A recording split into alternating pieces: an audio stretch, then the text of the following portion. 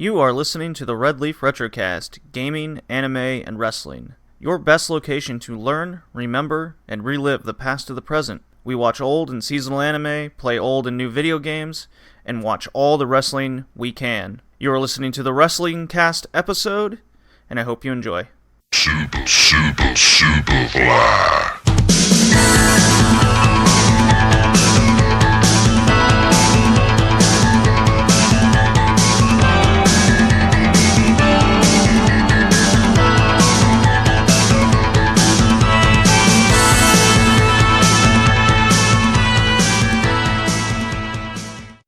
And welcome to the Red Leaf Wrestlecast. This is episode 36, titled Kobe Pro Americanrana on the Tyne.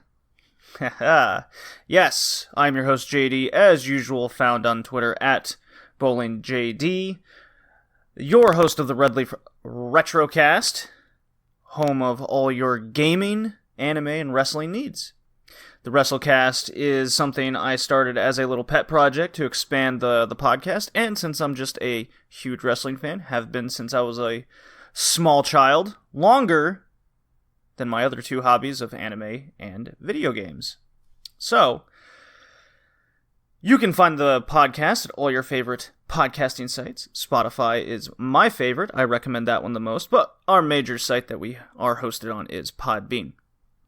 Alright. Now that all that's out of the way, I do recommend going to check out the Retrocast, the Modern Gaming, and the Anime Cast. Of course! Everything's bi-weekly here, except the Modern Gaming, which is monthly. Alright. Got a jam-packed show for you guys today. I usually do this solo these days, so I just watch too much wrestling for people to keep up with. Haha. A little cockiness there. I am not drinking scotch today. That was a special occasion for all the amazing wrestling in the previous episode and the horrid wrestling I subjected myself to as well. WCW Bash at the Beach 98 was not good.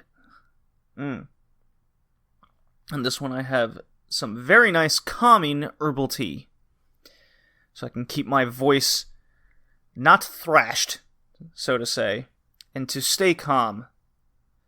Alright, well, I do have some news that's worth discussing, and some opinions. That is why we're here, after all.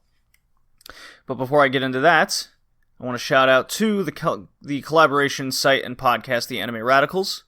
That is a conglomeration anime podcast found on iTunes and, of course, all your favorite podcasting outlets. Why wouldn't it be? Where the Red Leaf Retrocast is a part of it, so you can find me on some of those episodes every now and again. Highly recommended. Alright, into the news. Wrestle Circus, a indie promotion I was speaking quite highly of because they always have banger shows. I always looked at it as one of the better indie promotions to go and watch. Well, unfortunately, it has a shady past, and it's shut down. It's closed down abruptly by the owner and basically ghosted everyone, so fuck that guy. Enough about Wrestle Circus. It's a shame. The South is in dire need of indie wrestling. I know Anarchy Wrestling is down there, but it just didn't have the nationwide moniker that Wrestle Circus had because of its banger cards. Anarchy does not. Regardless, Wrestle Circus has now closed down. And I'm seeing some backlash from AEW, because they released a TNT report. They went into a little bit more detail over their analytics that they're going to be going. I am an avid sports fan. Baseball, hockey, basketball to an extent, since I played my entire life, up until I thrashed my ankles in college. Bowling. I always speak about my bowling hijinks and tournaments that I enter. So, and I'm into fantasy baseball and fantasy hockey each and every year. So AEW using analytics, like sports, is something I am very much excited for. It's to create a new sense of it all. You know, they do speak about wins and losses mattering. So, what's what's garnered a lot of comedy is they said even damage tracking to moves. So I take this as an interesting way. I think people are making too many jokes about it, although it is funny how they made it seem like it's a video game. Anything that is something like Kenny Omega would say. But I take it as how often a move puts someone away, as an example. Let's take Kenny Omega's one-winged angel finisher. It has a 100% win rate when he connects with the move successfully. Now, if you look at Chris Jericho's Codebreaker or Lionsault, the Codebreaker, you could maybe put it at a 50% win rate upon connection, while the Lionsault, he never wins with it anymore. So that would be the 0, right? You could keep tracking the analytics in one way, like in matches where Jericho hits the Lionsault and the Codebreaker in the same match, he wins 75% of the time. That would be really cool. So definitely think the fantasy baseball and football analytics to it all. Jimmy Havoc, for example, has a higher win percentage in the UK than he does in the USA. Things like that. I'll give you an example of one that's ongoing right now that I just looked on Cage Match, and that's what it is. Cody Rhodes currently has a 33.3% win rate in matches that exceed 15 minutes. So there you go. So everyone knows, if you're an avid listener of this cast, I love keeping track of the times in matches. So this is right up my alley. I'm very much for that. And the other discussion is the current situation upon Bray Wyatt in WWE. He is the most interesting character, and if anything, the only breakout star in WWE in 2019. And, you could be asking, well, wait, Bray Wyatt's been around forever. But every time a new gimmick is introduced, you might as well chalk it as it's a debut, right? A new person, a new character. It's a new wrestler. So we've been going on with this Bray Wyatt clown. He's being deemed the Fiend since April. So 14 weeks is where we're at now. 15 if you include tonight. And what we got was 4 weeks straight of this Firefly Funhouse. Very interesting, but where was it leading? This is always the question you ask when it comes to very complicated in quotes, of course, storylines and a new character. Where's this Firefly Funhouse leading to? And it led to there's more than meets the eye behind the scenes. One of his puppets was eviscerated and selling its blood. I believe I have that right. Then for a few weeks, you saw the puppets stalking a few superstars backstage. So the Firefly Funhouse led to a possible darker character than this Mr. Rogers persona being put in front of us. That's neat. Okay. Then the puppet stalking. Okay. So these puppets are being used to pick out an opponent to take out, or force to join his cult, or whatever it may be. You could take that any number of ways.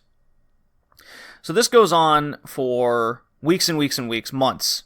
And then dark, nothing. So it kind of leaves you in suspense. So, we haven't seen him in a couple weeks. Okay, all right. And then on a random episode of Raw, Bray Wyatt comes out in the clown mask, lights go out, and he just hits his finisher, and we're done here. Cut to next week, and Finn Balor is in a match. He loses. He's smiling. There was the Raw reunion show, and he attacks Mick Foley with the mandible claw. All right, cool. I guess it's a moment. It's not really continuing a story, right? Then on SmackDown, Finn Balor's attacked. No, he's not. He loses the match, and then on comes the screen. So this is 14 weeks now that has passed. All of this could have been taken care of in maybe a month, or however long. You can extend it however way you please, but there was not a single instance of a puppet stalking Finn Balor backstage. So that's a major miss. And there wasn't any hints that it was going to be this guy at all. And to just simply appear in the ring, use the finisher, and then disappear, and then just say you have a match against him. It's to me, it's kind of they missed the opportunity to make something very unique out of the character. So this is the exact same problem that anyone with a creative mind, in iota, could think of something more. And I asked non-wrestling fans this, and one guy at work, I'm very close to, I just presented this story to him, and he goes, "Oh, well, how about he starts selling the blood but no one knows it's blood, so people start, some lower end wrestlers start drinking it backstage, and then they're under like a mind control thing, or they all of a sudden become overly aggressive, so these lower end guys start winning matches." So he proposed, I told him about the whole Mike Kanellis situation, not being man enough. Well, maybe he finds this larger power and drink this, and now all of a sudden he's a man, and he just slowly starts going more and more aggressive. Meanwhile, it's Bray Wyatt in the back, right? And he's controlling things like a puppet. Oh, what an idea. And this is from a non-wrestling fan, by the way. Brilliant stuff, but WWE is just, oh, Finn Balor wants a vacation, let's bury him on the way out kind of deal. It's very typical. So I'm very disappointed. Let's see where it goes, nonetheless, but it's very disappointing to know that there's no creativity in it all. They're very afraid to do anything more than what a 4-year-old would perceive, right? They look at you, and this is what drives away a lot of the audience today in WWE, is they treat you like you're stupid. They talk down to you. They can't overcomplicate anything on purpose, or they're just incapable of doing that. Either way, it's bad. That's kind of where, and it's very uncool for teenagers. That much is clear. Anyways, those were my big 3 topics before now going into just a lot of particular shows in wrestling I would like to discuss. So let me play a little drop here. We can move on to something along those lines. What do I have for us? This one.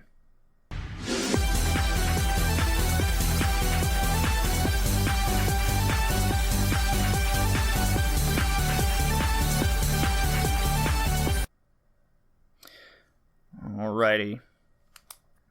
So I have lots of Eurograps to talk about on this podcast today. We'll start out with OTT, Over the Top Wrestling, over in Ireland. This is Contenders 15 that took place July 21st, 2019. And nothing really happened on this show. It was very much a house show feel, but there was one match that was built up. And I do subscribe to OTT on YouTube because they're the kings of video packages, right? I love what they do. And they had a sit-down interview with Scotty Davis, one of the hottest rising stars in Europe, the Supreme Suplex Machine. And he was peeved that Sean Maxer Guinness, someone who's the same age as him, by the way, just comes in and gets a title shot. He just beats up a guy, and it's very true. So I was looking forward to this match. I was thinking, okay, Scotty Davis might win, or it goes to a draw, or who knows what it might be, right? And this could push both these guys up the card to carry OTT going forward. Well, we got a pretty decent match showcasing both these young guys, but ends very strangely. Manager of the only true pros simply interrupt the match. Davis had Guinness in an Indian deathlock after Davis fought off the two only true pros tag team that interfered. And then the manager goes off to the side of the wall, grabs the ring bell, and rings it a few times as he's walking up to the ring. Very odd. The ref is confused, and the crowd is just dead silent. they didn't really know how to react to this tag team coming out. And then when the ring bell was just simply rung and the refs confused, the crowd just didn't know what to do. So the match just simply ends. The manager cuts an extremely bad promo talking about how Scotty Davis is a joke, which just isn't true. So the crowd just kind of goes, yeah, okay. And the real pros have to grind to get their spots. Well, the crowd again kind of just goes, well, yeah, that's what Scotty Davis has been doing. Like, the promo was very bad. Crowd has zero reaction for it all. Sean Max or Guinness actually ends up joining the Only True Pros team, and that's that. Just not good, very disappointing ending to the match, and this whole situation. Looking forward to seeing Scotty Davis in Progress's upcoming Natural Progression Series tournament. Nonetheless, not excited for this Only True Pros team. You know, a faction can do wonders, but if the crowd is kind of already just going, about these guys, they're going to have to do something pretty drastic to get a crowd reaction, because this was not a good start for this. Alright, so that was OTT Contenders 15. Gotta make all my notes. So if you look in the description of each episode, you can see all the wrestling that I'll be covering on here, and so you can just skip ahead to that timestamp. Next up is a Riptide wrestling show over in the UK from July 8th, 2019, called Breakpoint. So, this was the kind of coming out match for Cara Noir. So he's a Riptide Wrestling regular, and for those that don't know, Riptide Wrestling is a UK promotion with theatric camera work. So, very different. It's very unique. Definitely, you can check out a lot of their matches on their YouTube channel as well. I do highly recommend it. This match is on their YouTube channel. So the main event was to see Cara Noir against a mystery opponent. The mystery vibe led to the crowd being really behind Cara Noir, although that's not to say they didn't lose their minds when Pac came out. Yes, Pac was the mystery opponent. First, when his music hit, the crowd popped, but only some. And then when he came out, the rest crapped their pants. It was quite spectacular. So Cara Noir has this kind of black swan type gimmick to him. He's got glitter on his body. He's quite shredded. He's got this he's got black feathers and for his ring attire when he comes out. And then he has this wild face paint on, which makes him look like a not a ballerina, but definitely an eccentric stage play actor. So anyways, Cara Noir acts like an excited schoolboy and just wants to shake Pac's hand. Of course that didn't happen, and this became the theme of the match, which I'm really like. It's like he's the stage play Black Swan character, and there's a theme to this play that's going on in front of us. Kind of matches the character for wrestling. Pac proceeds to beat the shit out of this guy, but Cara Noir keeps wrenching himself off the mat, just hoping to shake his hand in acknowledgement. But are these actually mind games by Cara Noir? Maybe I'm reading too much into this. Pac beats this guy down for basically the first 10 minutes, and then the comeback. Resilient Cara Noir, firmly with the crowd loudly behind him, tries and tries. Pac gets one more beatdown session, and shakes the bastard hand, only to stomp a mud hole in his head.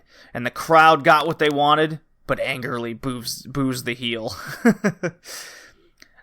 We do get another comeback attempt by Cara Noir, and he even licks Pac's head to continue his little mind games. Pac is furious. So this is clearly getting to him.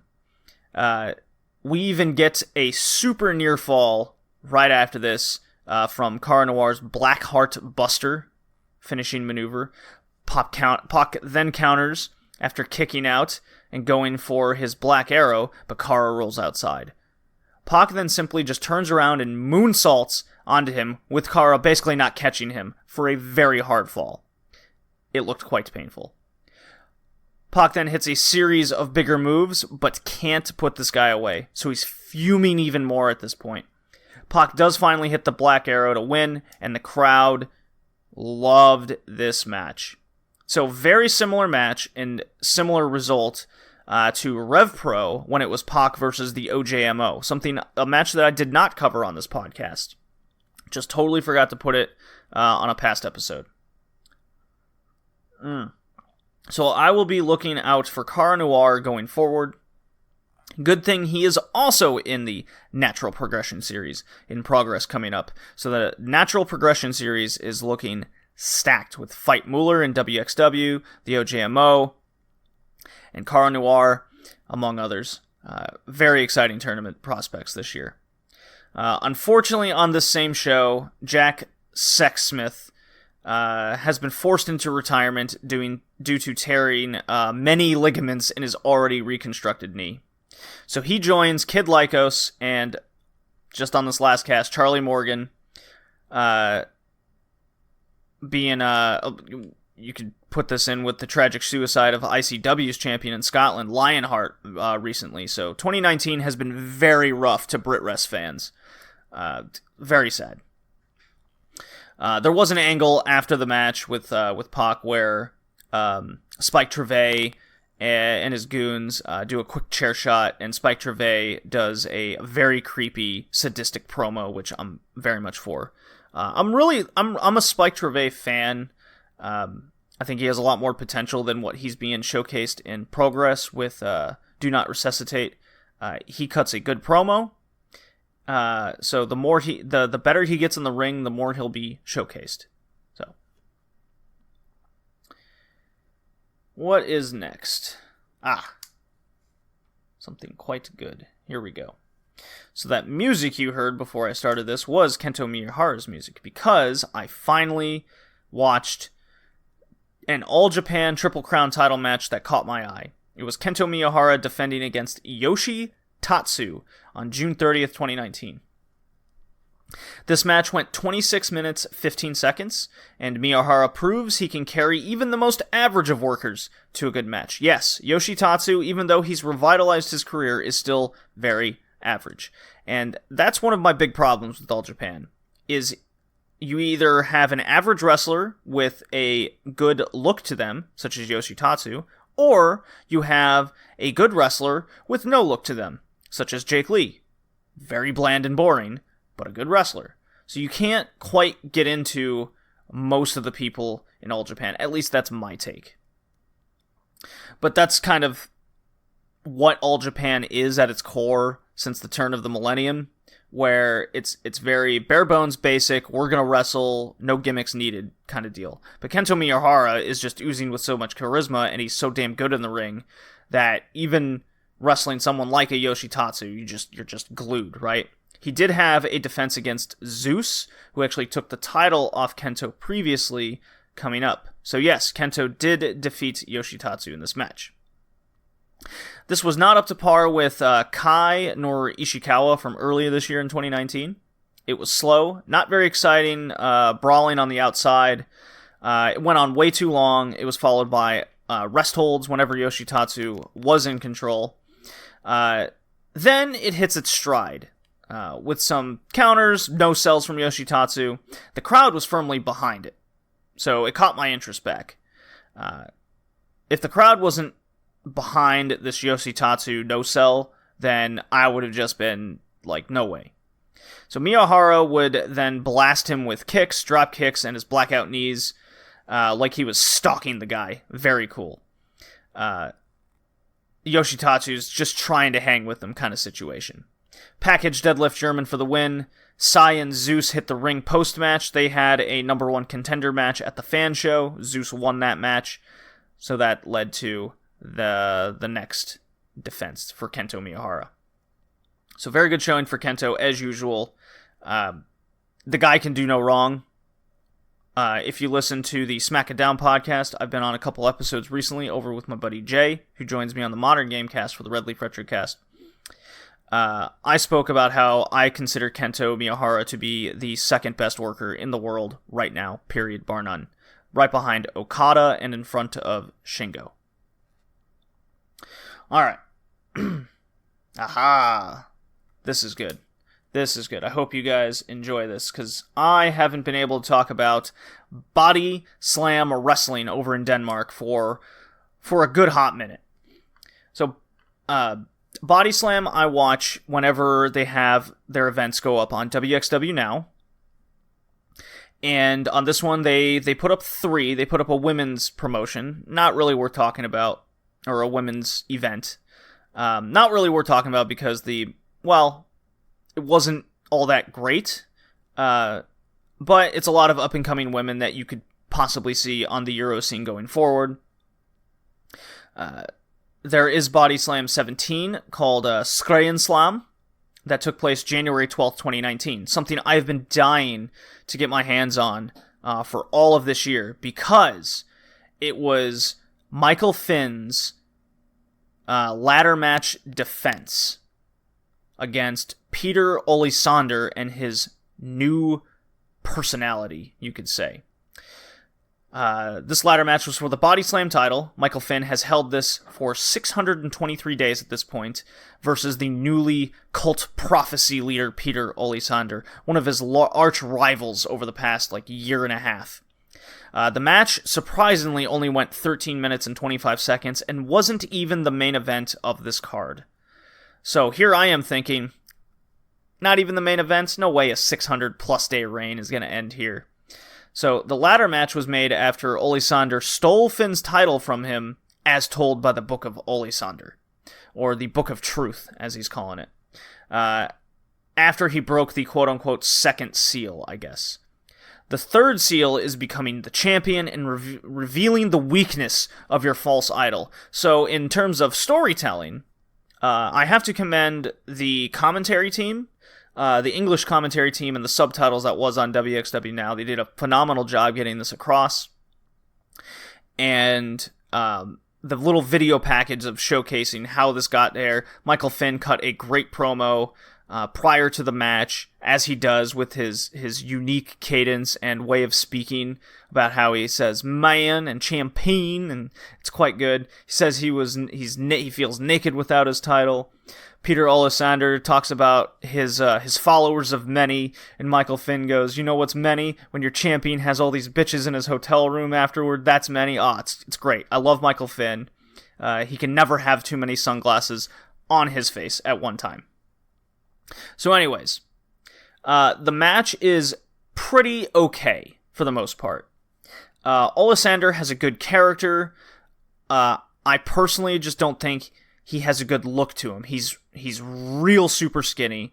It looks like I could fall him and break one of his bones kind of situation, and I'm only 150 pounds. So, after some back and forth, and Finn being mostly dominant, he climbs up the ladder at around the 10-minute mark. Then the lights go out. So, that always gets a pop in some way.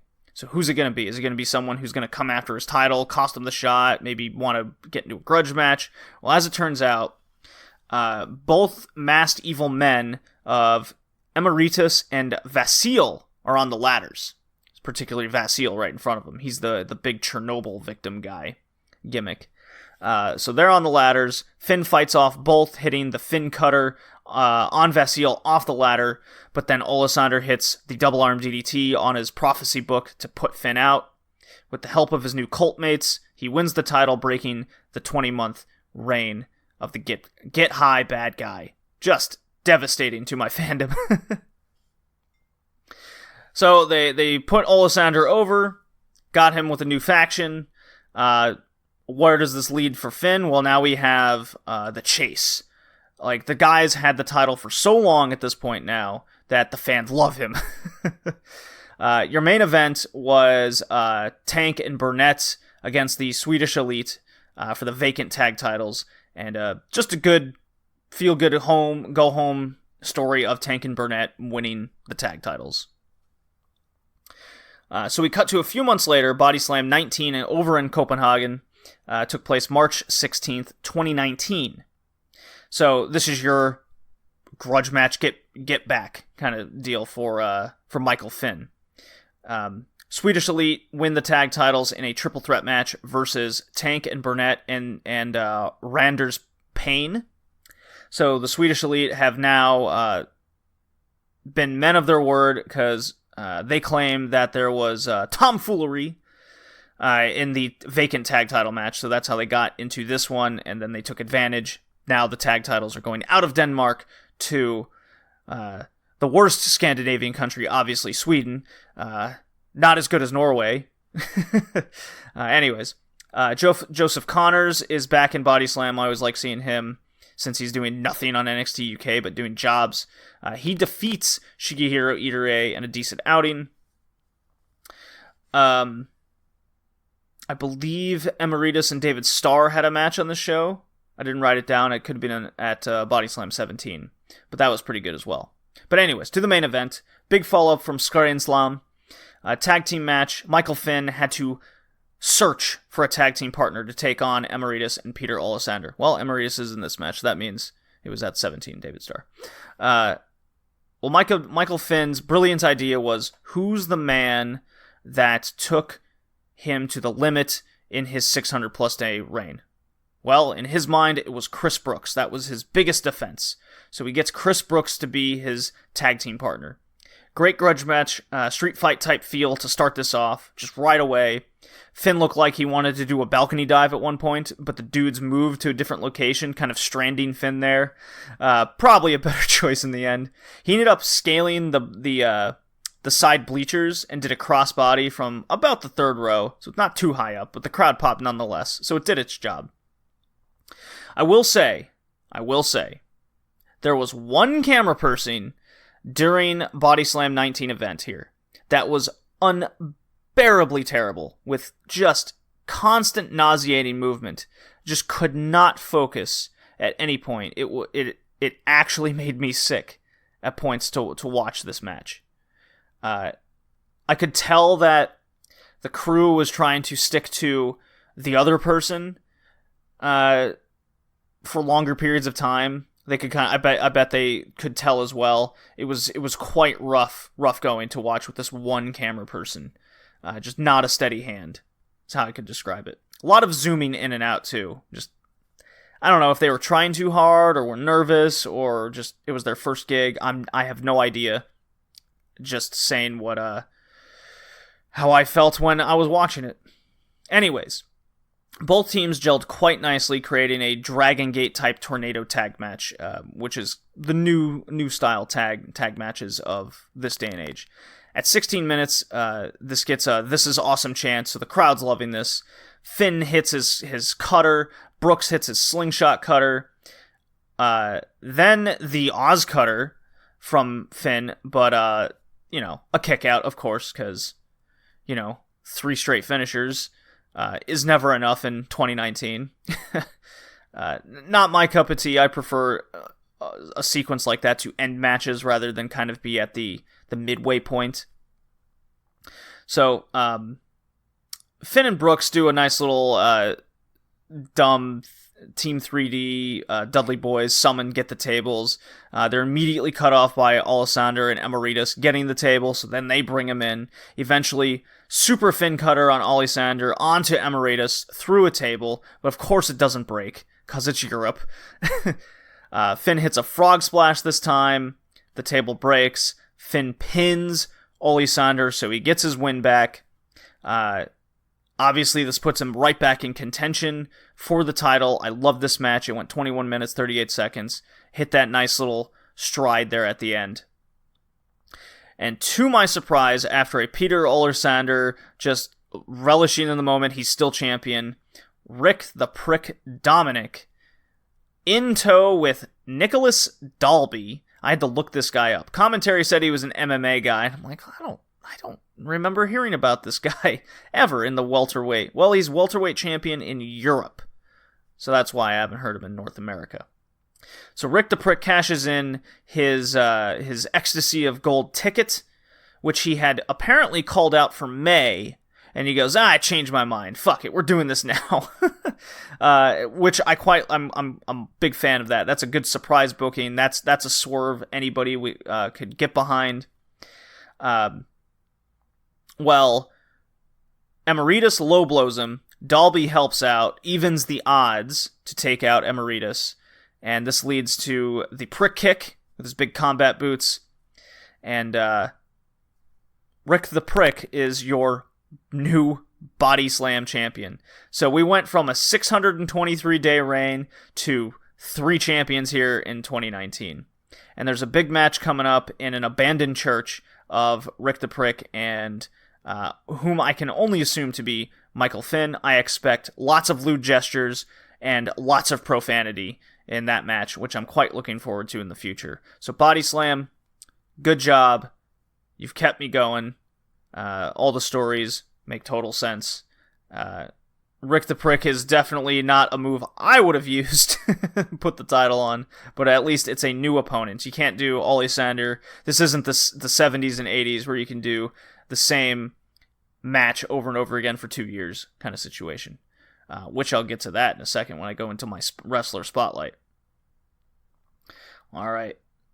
I do recommend checking out the WXW library of lots of these Euro indie wrestlings scenes. It's how I discovered Bodyslam, Art of Wrestling over in the Czech Republic, all kinds of things.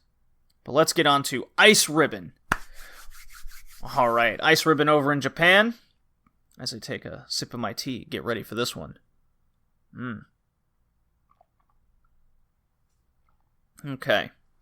Ice Ribbon 971, Yokohama Ribbon, one of their bigger events of the year. I got 4 matches to talk about here. Just like with Stardom, I usually skip the Young Lioness matches, or the comedy matches, or whatever they might be. But there was a tag match that caught my eye because Ram Kaicho is in it, and so is Suzu Suzuki. They're definitely some of the up-and-comers in Ice Ribbon. They have, at least for sure, Ram Kaicho has a lot of character. Well, she's teaming with Akane Fujita, who's kind of the deathmatch veteran of the group. She's much bigger. They take on Asahi and Suzu Suzuki. The match goes 11:44, and this was a bad wrestling match with an attempt to save it with character work. So I can at least say kudos. Fujita is the vet and pretty much had Ram Kaicho do the work while the other team also tried. The story was Asahi and Suzu don't get along at all. Ram doesn't like Fujita, but Fujita simply kind of just follows her orders out of kindness. But yeah, bad wrestling. Ram Kaicho and Fujita get the win. This is followed by a singles match of Rina Yamashita versus Tsukushi. So you might remember over the past few months, Rina Yamashita has been on a tear, a big winning streak. And Tsukushi is just coming off kind of her coming of age of a wrestler moment, taking Maya Yukihi and the Infinity title to the limit, right? So this is a very this was a dynamic match of who can go over, right?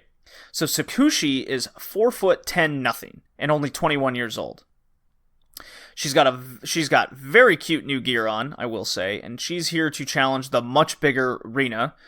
I use that loosely because anyone looks massive against a 4'10" person, but Rina's 5'5", so even I'm taller than Rina. Regardless. But yeah, she's on a multi-month winning streak. Tsukushi was awesome in this match. And also because she's so tiny, it made Rina look like a total monster with tons of power. This dynamic worked way better than I was expecting. I was so skeptical going in and very impressed coming out. This goes to a 15-minute time limit draw, and I only wanted more. I didn't know how it was going to end. I could see either one of them winning. It was quite good. So this is definitely a match I recommend checking out if you're a Joshi wrestling fan. So that's followed by the Triangle Ribbon title match, the triple threat title, if you will. I love that stipulation. It's the only title I'm aware of in its existence. Tsukashi Fujimoto had won the title in a previous title match. That's how she got it from Maya Yukihi. And so the contestants here are Miyako Matsumoto, Hamiko Hoshi, and, of course, our defending champion, Tsukasa Fujimoto. And, well, this was ridiculous. Miyako and Hamiko are awful. Hamako especially is the worst. She literally missed basic moves and was very cringy to watch. Luckily, Miyako is a comedy wrestler and is very anime Japanese schoolgirl type character. She would prance around and yell just nonsense phrases to the audience, and the audience are just dying of laughter. So, if I spoke Japanese, I would have probably been laughing too. I just saw her mannerisms and just kind of was shaking my head going, oh my god. Then there's Tsukasa Fujimoto wrestling what I can describe as broomsticks. She is just being amazing. This was just a sight to see. A great wrestler versus a comedy wrestler versus a green horrid one. I can't further describe how bad Hamko Hoshi needs to improve fast, because I just can't see myself seeing more of this woman for at least a year. Well, surprisingly enough, Miyako Matsumoto, the comedy wrestler, wins, pinning Fujimoto, of all people, which I'll come back to in a second. So there you go. She's the new Triangle Champion. I will give it this. This is like I compare the Triangle title in Ice Ribbon to the Artist Trios title in Stardom. Anybody can win it at any given time, and you can also lose it, and it's very hard to defend. So there's at least that moniker you can kind of say. And Tsukasa Fujimoto is so damn good that she could lose every match for a year, and people would still be like, yeah, she's really good. But now on to the reason why this show was hyped up for me personally. Well, as you remember in our last two defenses, Maya Yukihi for the Infinity title took on the upstart Julia and the very much Japan crowd favorite Takiya Saya. Maya beat them both, and the story went, well, they're going to team together to at least take one title off Maya. At least that's the narrative that's being presented in front of me that I understand. So they teamed up to get the tag titles away from Maya and her tag team partner of Azure Revolution, Risa Sera. This match, surprisingly, only goes 13 minutes and 31 seconds. Now, for a title match, I generally like them to go at least 15. However, this is a rare case where this was really good. I will say Sai and Julie also have sweet white light-up jackets to match, and they glow in the dark. I loved it. But anyways, probably about 80% of this match was just simply Takiya Saya versus Maya, and it was really good. So it was like their singles match, but dialed up to 10 with twice the speed, right? So occasionally Sarah would come in for a couple double team maneuvers, and vice versa, but man, whatever Julia was doing in this match, like her kicks and timing was just on point being the partner. Like, even the odds, I got your back, I'm keeping Risa Sera out of this match, I'll knock Maya down a few pegs to help you out. So Saya ended up looking absolutely outstanding because of all this, and Maya just wasn't missing a beat. She wasn't able to hit any of her big signature moves. She was just always on the defense and selling like a fucking machine. It was ungodly to see the selling. I haven't seen a women's match with this level of sell in a long time. Maya did attempt her sharpshooter again, which still looks horrible. But Saya wins off finally hitting her tequila shot finisher, which she didn't hit in the Infinity title match. So, kudos to all this. I loved it. We have new tag champions. Maya Yukihi went from winning all the belts in Ice Ribbon to now only having the single big one. And after the match, Tsukasa Fujimoto gets in the ring, and Maya looks at her, looks down at her waist, and I don't speak Japanese, but I know exactly what she said. She goes, "What happened to the Triangle title?" And Tsukasa she goes, "Well, I lost it." To who? She looks over, and over in the corner, the camera goes to Miyako Matsumoto, and she's prancing around with the title. She's like, "Yeah, I won." And you can tell Maya just goes, "Are you kidding me?" So it was a good story there. I can't wait, again, for the third encounter of Maya versus Fujimoto. There you go. Loved Ice Ribbon. It's still nailing it on all the cylinders. I don't know if the Peas Party shows are up yet, but I'll have to look into it. So, I'm going to take some more tea, mark my timestamps down, and play the next drop to get to our wrestler spotlight. The best there is, the best there was, and the best there ever will be.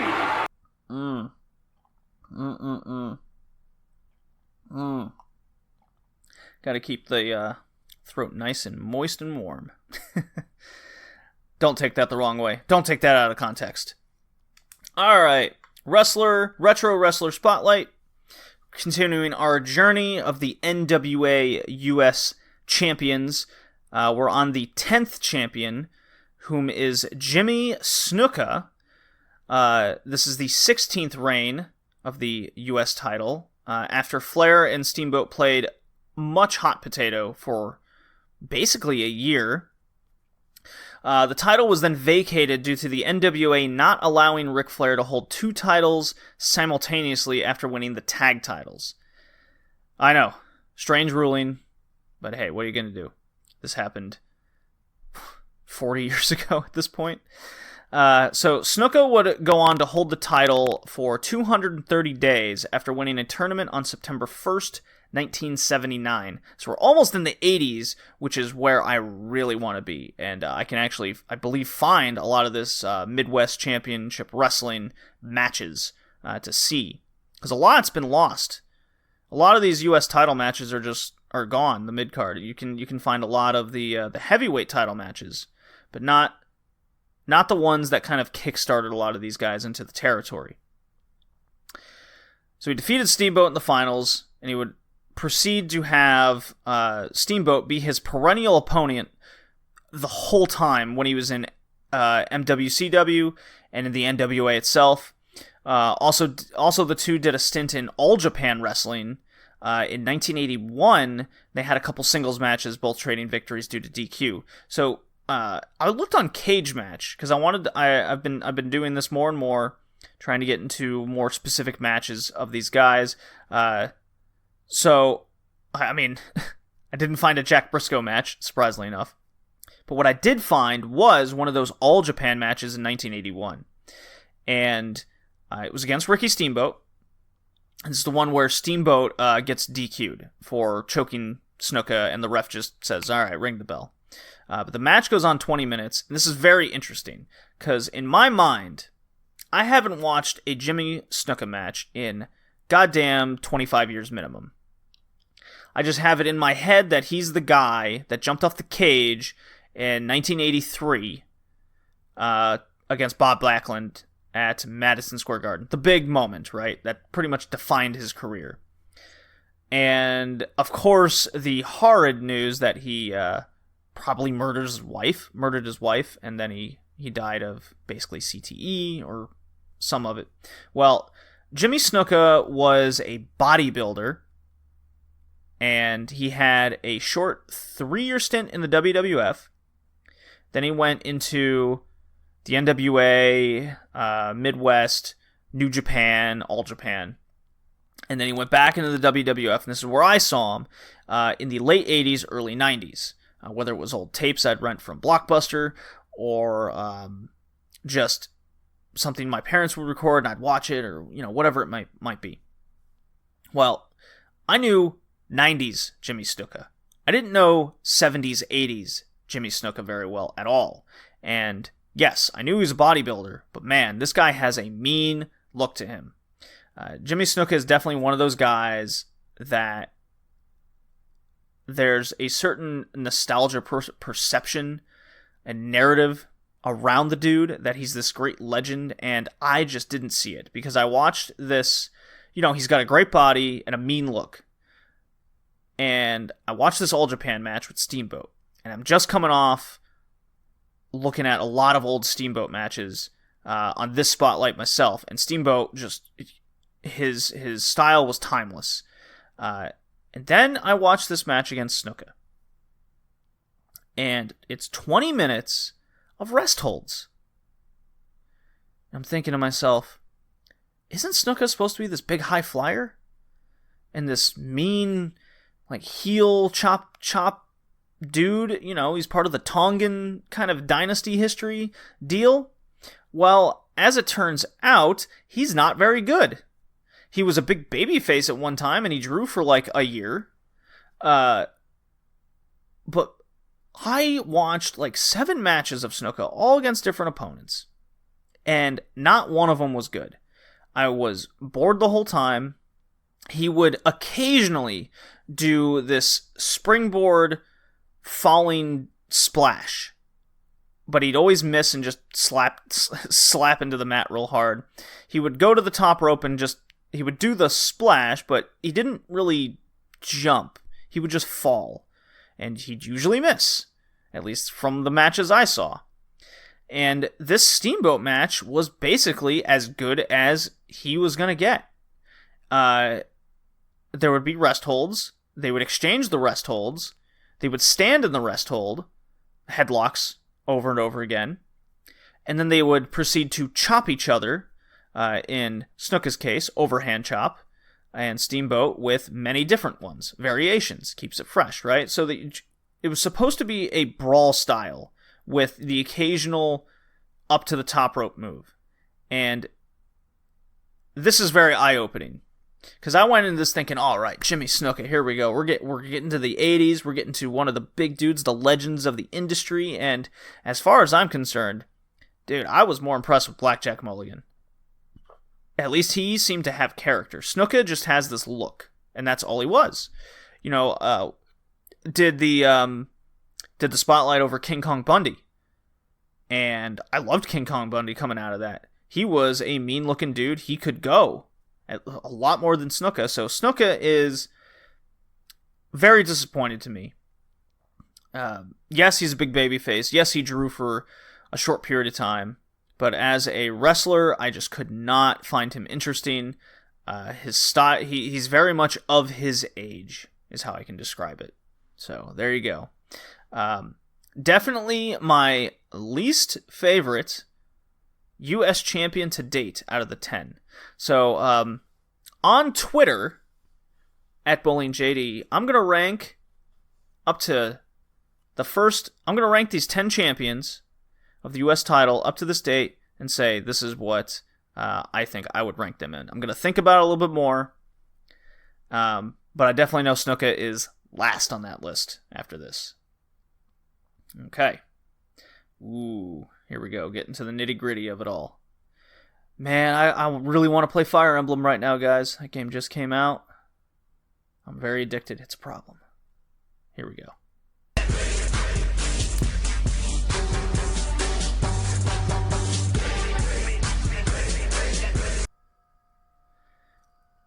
Okay.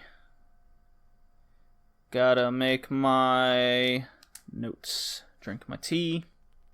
Feeling it in my throat a little bit. Been talking for almost an hour already. And not even close to finishing. But we are kind of on pace for what we're doing normally here. I'll probably take a break after the weekly wrestling. Pick this up another time. But here we go. Episode 66, Major League Wrestling in 2019. Cold open footage from the last taping happened where the Dynasty attacked Teddy Hart and took one of his tag titles. We get Brian Pillman being given an opportunity by Davey Boy Smith, aka DBS, to defend the tag titles with Teddy Hart. So there you go. Brian Pillman getting the big chance, boys. He's ecstatic to be given this opportunity. We get our first match here of the night, Ace Austin versus Airwolf, the rematch. And I'm all for it, since their first one was fantastic with Airwolf winning. Airwolf was also coming off that win versus Phoenix to kind of put him over. Love that. So the story I took away from this match was both in skill level are basically identical, creating this rivalry between the two.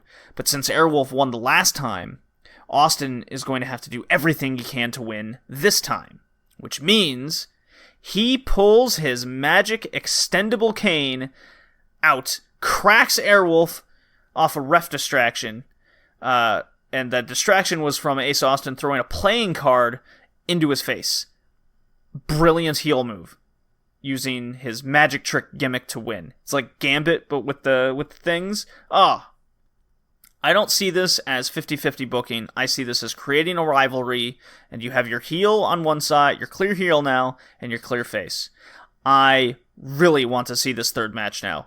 Keep doing it. I want to see a tag match situation where they're trying to go at each other. They each have a tag partner. Please give that to me. I get that MLW does these long tapings, and we might not see the third one for a little while, but yeah, I'm definitely salivating for it. After the match, we get Ricky Martinez asking Zelina De La Renta for another shot at Low Ki, because he got the shit kicked out of him last week. That's when Jimmy Havoc calls Zelina, but Manser is on the line instead of Jimmy. Why, oh why? Well, Manser said Jimmy is laying in a pool of blood, and that Manser now has the golden ticket. Why does Jimmy Havoc have the golden ticket and not the man who won it, L.A. Park? I don't know. I can't answer that. Makes no sense. Well, the golden ticket is it grants you a championship match whenever the person who holds it wants it. So, does this mean Manser, because he's in possession of the ticket, can now cash it in whenever he wants? I don't know. Is this writing Jimmy Havoc off MLW TV? Maybe. So it does a couple things there. As much as not sense it makes, it does make it intriguing what they're doing with Mance Warner. We get another match, Low Ki versus Ariel Dominguez, and as we know, Low Ki has been KOing dudes a lot lately. Well, Dominguez gets cracked with a knee. We're done here. I wanted Low Ki to go on a hunt and do some awesome backstage knockouts. You know, trying to go for contra unit, maybe getting mad at people, but alas, we're not getting that. So my disappointment is not what's coming across to the crowd, because the crowd friggin' loves this. You can see that with the audience clapping and just standing for him, like ovation. It's pretty wild. So it's working with the crowd. I may not like it. I wanted something else entirely. I'm kind of tired of these short matches, but hey, crowd loves it. So we get the Dynasty in a segment, meeting at Martha's Vineyard in New England. MJF is letting us know he isn't afraid of heights, even though he clearly is, based on his demeanor. MJF convinces Richard Holiday to climb the ladder and win for his team. So Holiday is being kind of pushed basically as the numbskull of the group. So it's a good dynamic. We get a strange little FaceTime of Zelina and Ricky. Ricky thinks he's found Manser. It's kind of this whole Blair Witch Project situation. But Manser sets up a decoy and attacks Martinez from behind. But yeah, it was well done, like a cheesy horror movie. So Manser is hunting Zelina's crew. This is great. It's almost like how you wanted Sting to take out the NWO, truthfully, back in the late 90s. So this is well done, despite the little golden ticket contradiction there. Then we get Conan warning Zelina that the Wagners are coming to MLW. And if you're not familiar with the Wagners, they're a famous family from AAA in Mexico. So there's that. MLW Tag Team Championship ladder match of the Hart Foundation versus the Dynasty in our main event. During the entrances, cameras cut to the back with Manser locking out LA Park from the arena, knocks out Hio Park with a chain, and then chases after Selena, very horror movie-like. It's very funny. Love it. So it's very good. Match was simply trading moves, and MJF being afraid to climb the ladder, so he makes Arya and Holiday do it in heel fashion. Teddy puts Holiday through a door. Pillman is climbing the ladder, and Hammerstone comes out to buckle bomb Pillman. I hate that move so much. Teddy Hart clearly hurts himself pretty badly from putting Holiday through the door, so he kind of rolls outside. And the match I guess gets cut early, or they rush it a little bit to the finish. Davey Boy Smith does get involved and attempts to power slam Hammerstone through a table, but of course, it doesn't break. Yep, our second one of the night on this podcast. Holiday is handed a chair by the downed MJF, cracks Pillman with it to win the titles. So I must say this show was really fun, and I liked all the stories. So episode 66 gets a thumbs up. I do love how these shows are an hour.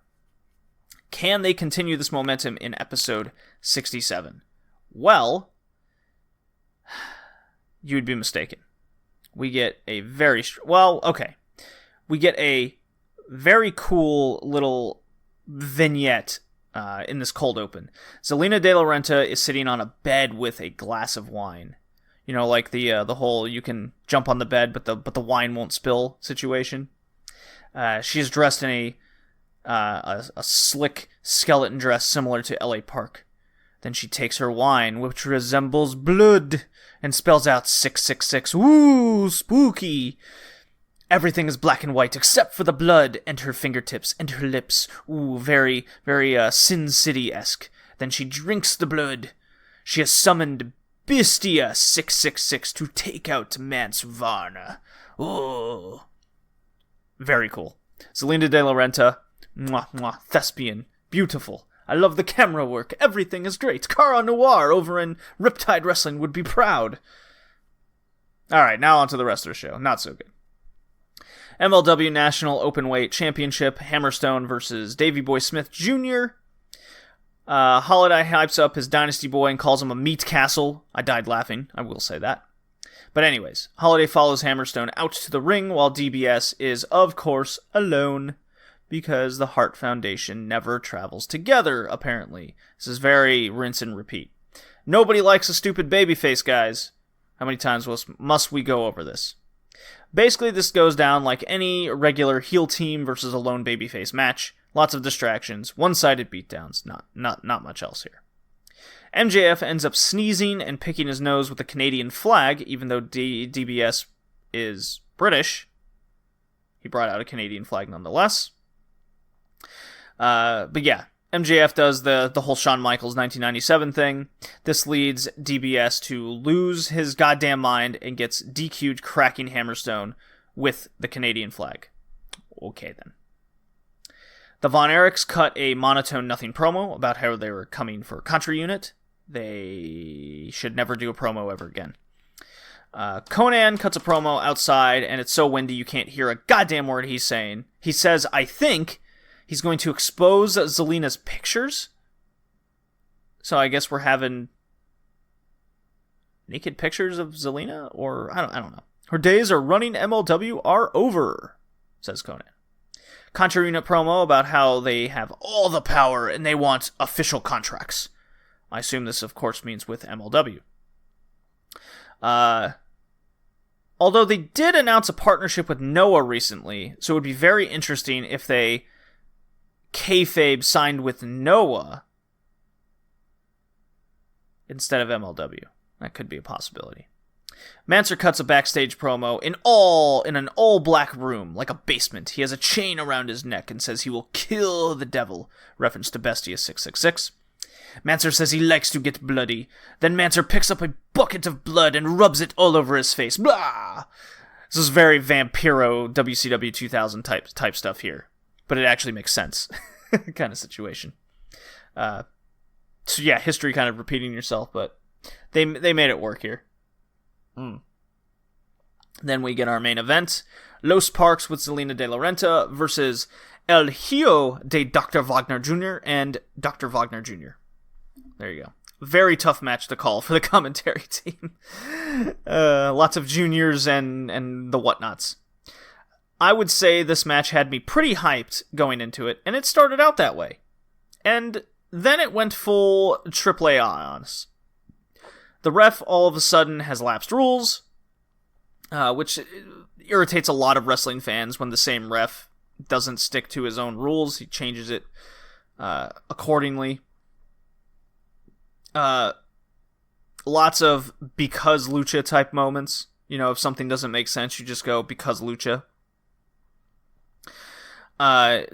just a lot of take your turn in the ring type stuff.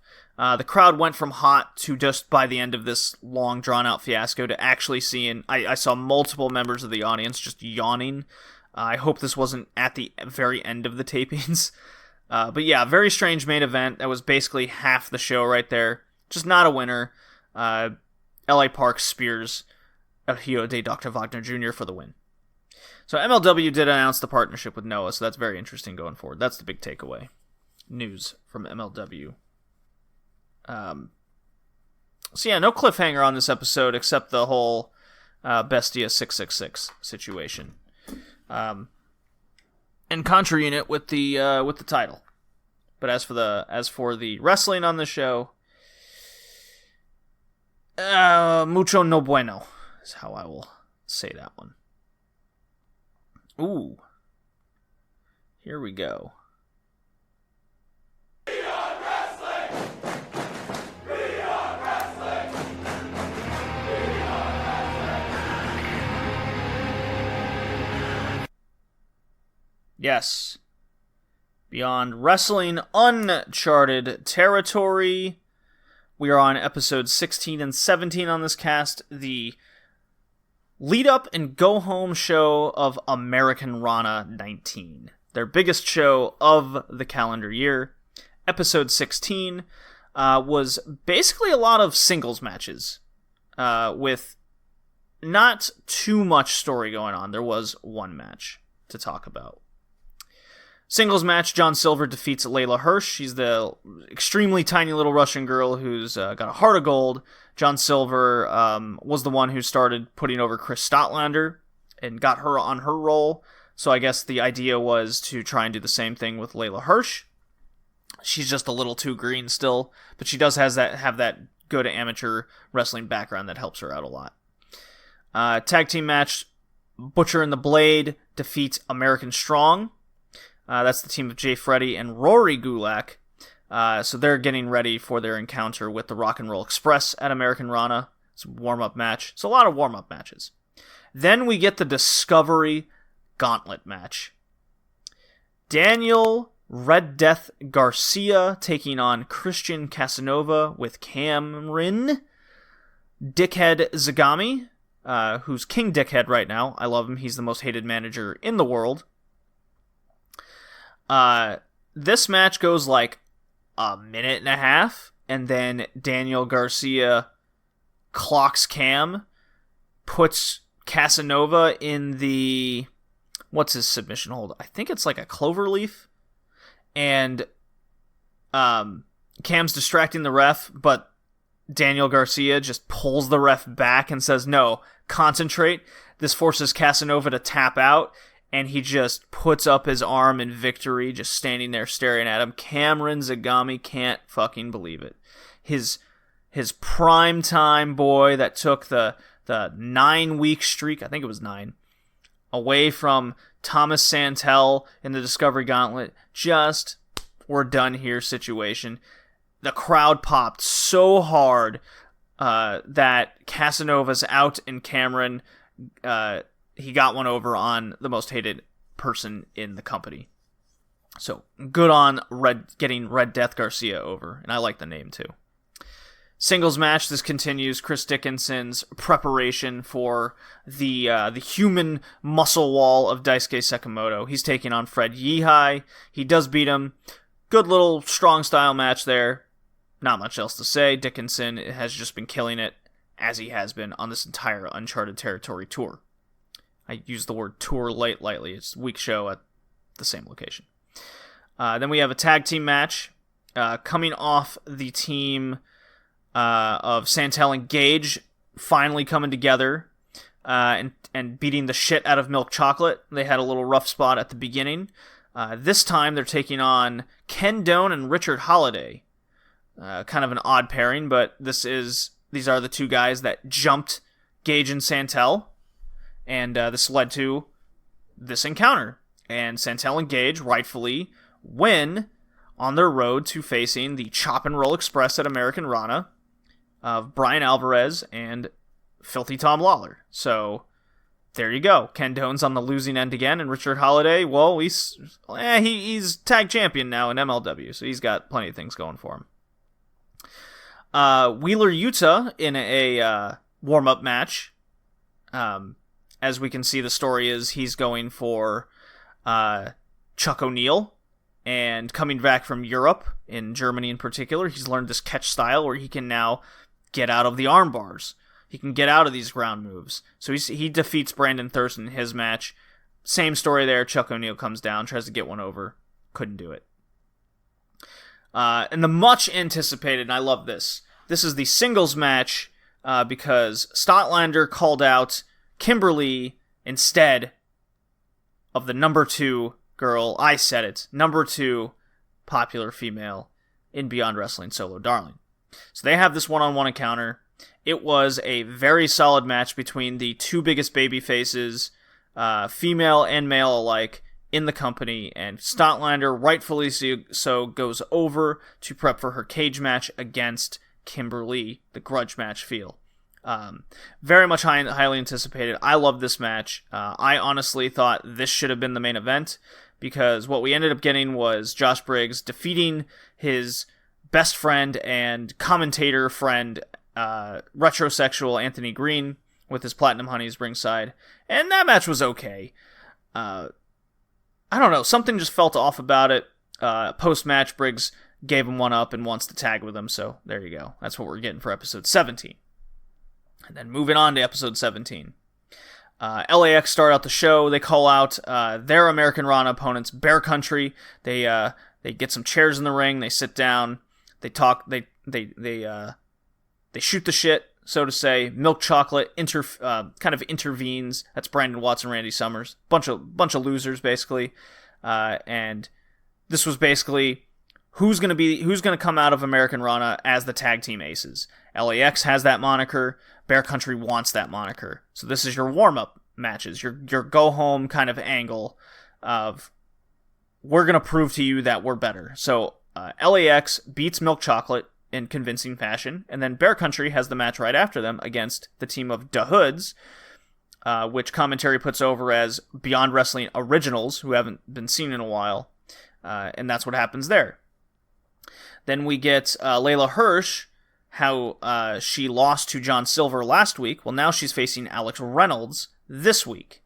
And she beats Alex Reynolds after a John Silver kind of distraction there. And Hirsch goes over. Of course, Silver goes, I'm not going to wait until, mid-card in the show. We're going to be the first official match on Americanrana. So very excited for that little grudge match there. Tag team match, we get Cameron Zagami and Christian Casanova against Santel and Gage, who are now going by Nerder Death Kill. It's a play on Nick Gage's moniker, Murder Death Kill, MDK. Well, now it's NDK, because Tom and Santel's a big nerd. They win via DQ. Not much to say there. It keeps the heels as fuckheads, and gets this just rambunctious tag team here over that much more. The Discovery Gauntlet match was my second favorite match on this show in particular. It's Daniel Garcia against his friend, who was also in this major car accident that kind of hospitalized them both. His name's Kevin Blackwood, and they both want to win this. As long as we're in the ring, we're not friends situation. They go for a good amount of time. I didn't time this one. I didn't time anything on this show in particular. But Daniel Garcia goes over in a very good young blood match, is how I would describe it. Then we get a tag team match of the Butcher and the Blade versus AG and Briggs. And it's exactly what you would expect from a Butcher and the Blade match. It's very slow. It's very maniacal. Maniacal, I guess. It's just very slow. They have a good gimmick to them. They're two big dudes. They just don't move very fast, and I'm just not into them as much as a lot of people are. Beyond Wrestling fans, I speak to a lot of them. They love Butcher and the Blade. They're very over with the crowd, so I can't ask for much more. It's just this was for this to be a warm-up match and have Briggs and Green lose to a team that's facing the very old Rock and Roll Express in Americanrana. David Starr is taking on Wheeler Yuta in his warm-up match for the Iron Man match against Joey Janela to find out who's the true ace, aka the best wrestler in Beyond history. And Starr does defeat Yuta in the end. It was okay. Yuta has learned a lot with his tour in Europe. I think he needs to do that more often. Wrestle different styles instead of this crazy indie style that he's used to doing. And I haven't seen him in MLW in quite some time, so I'm a little bit worried there.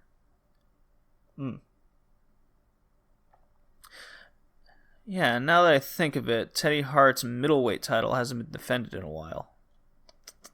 Anyways, the main event is a barn burner. It's evil-looking Timothy Thatcher, who's totally not ring conf, against Chris Dickinson, and fuck, if you like hard-hitting European uppercuts, massive chops, and a fucking awesome ground game from Timothy Thatcher, this match is for you.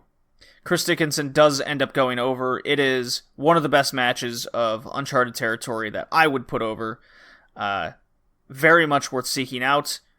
This was my takeaway. So between Dickinson Thatcher and then Statlander Darling are my two takeaways from the past couple weeks of Uncharted territory, and a good way to close out the show heading into Americanrana, where you have, and the card goes on as Reynolds against Silver, Bear Country against LAX, Chuck O'Neill Yuta.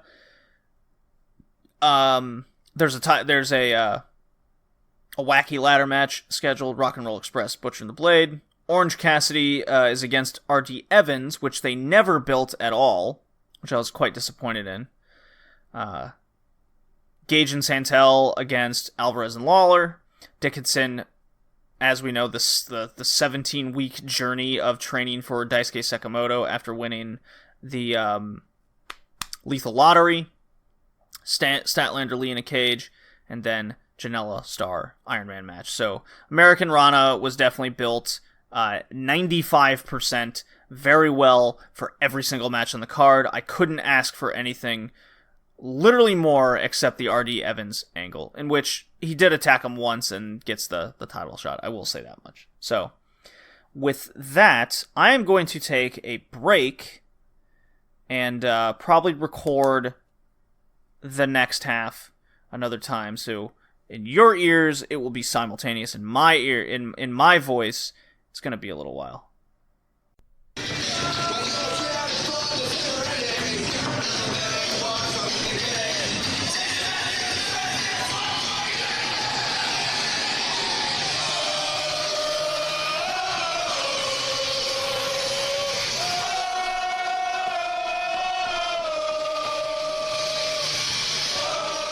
And I'm back, we're back. It's the second half of the Red Leaf Retrocast Wrestling Edition, episode 36.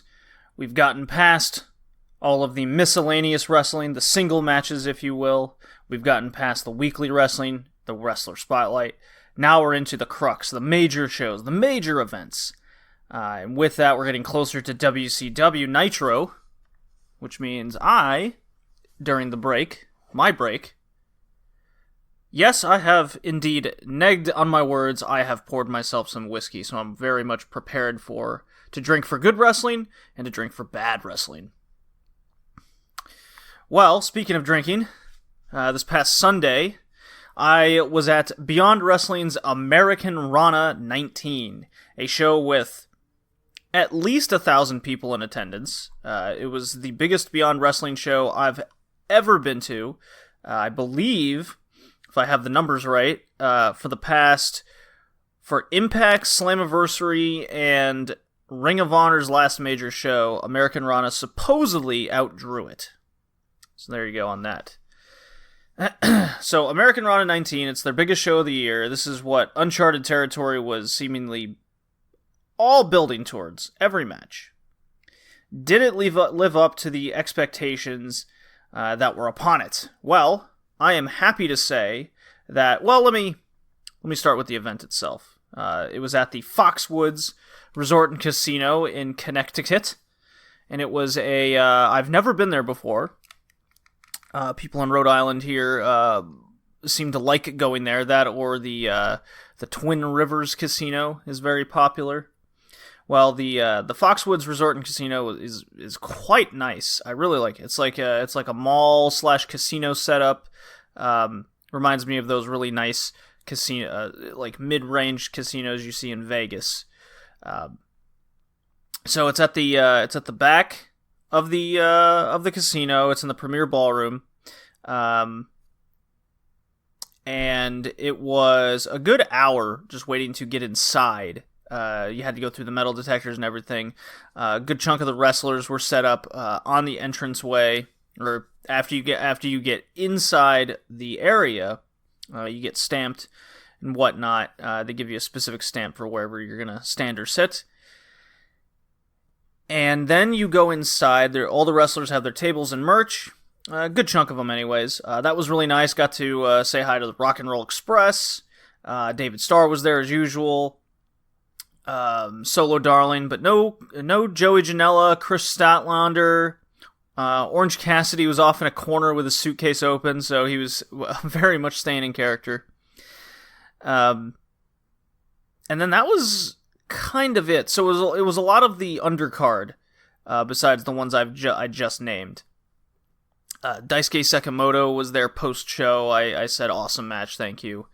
And so on and so forth. Found out that upon arriving and getting into that area, there was no alcohol allowed in the arena area. And after everyone clamored to go to the single bar, everyone you would see them chugging down their drinks before the metal detector. The guys at the metal detector weren't letting the drinks through. And then I met with some of the ring crew, including one of the commentators. I won't name names. Leave that to your imagination. But apparently to the guys at Beyond Wrestling, you were allowed the drinks inside, but no one told the staff that.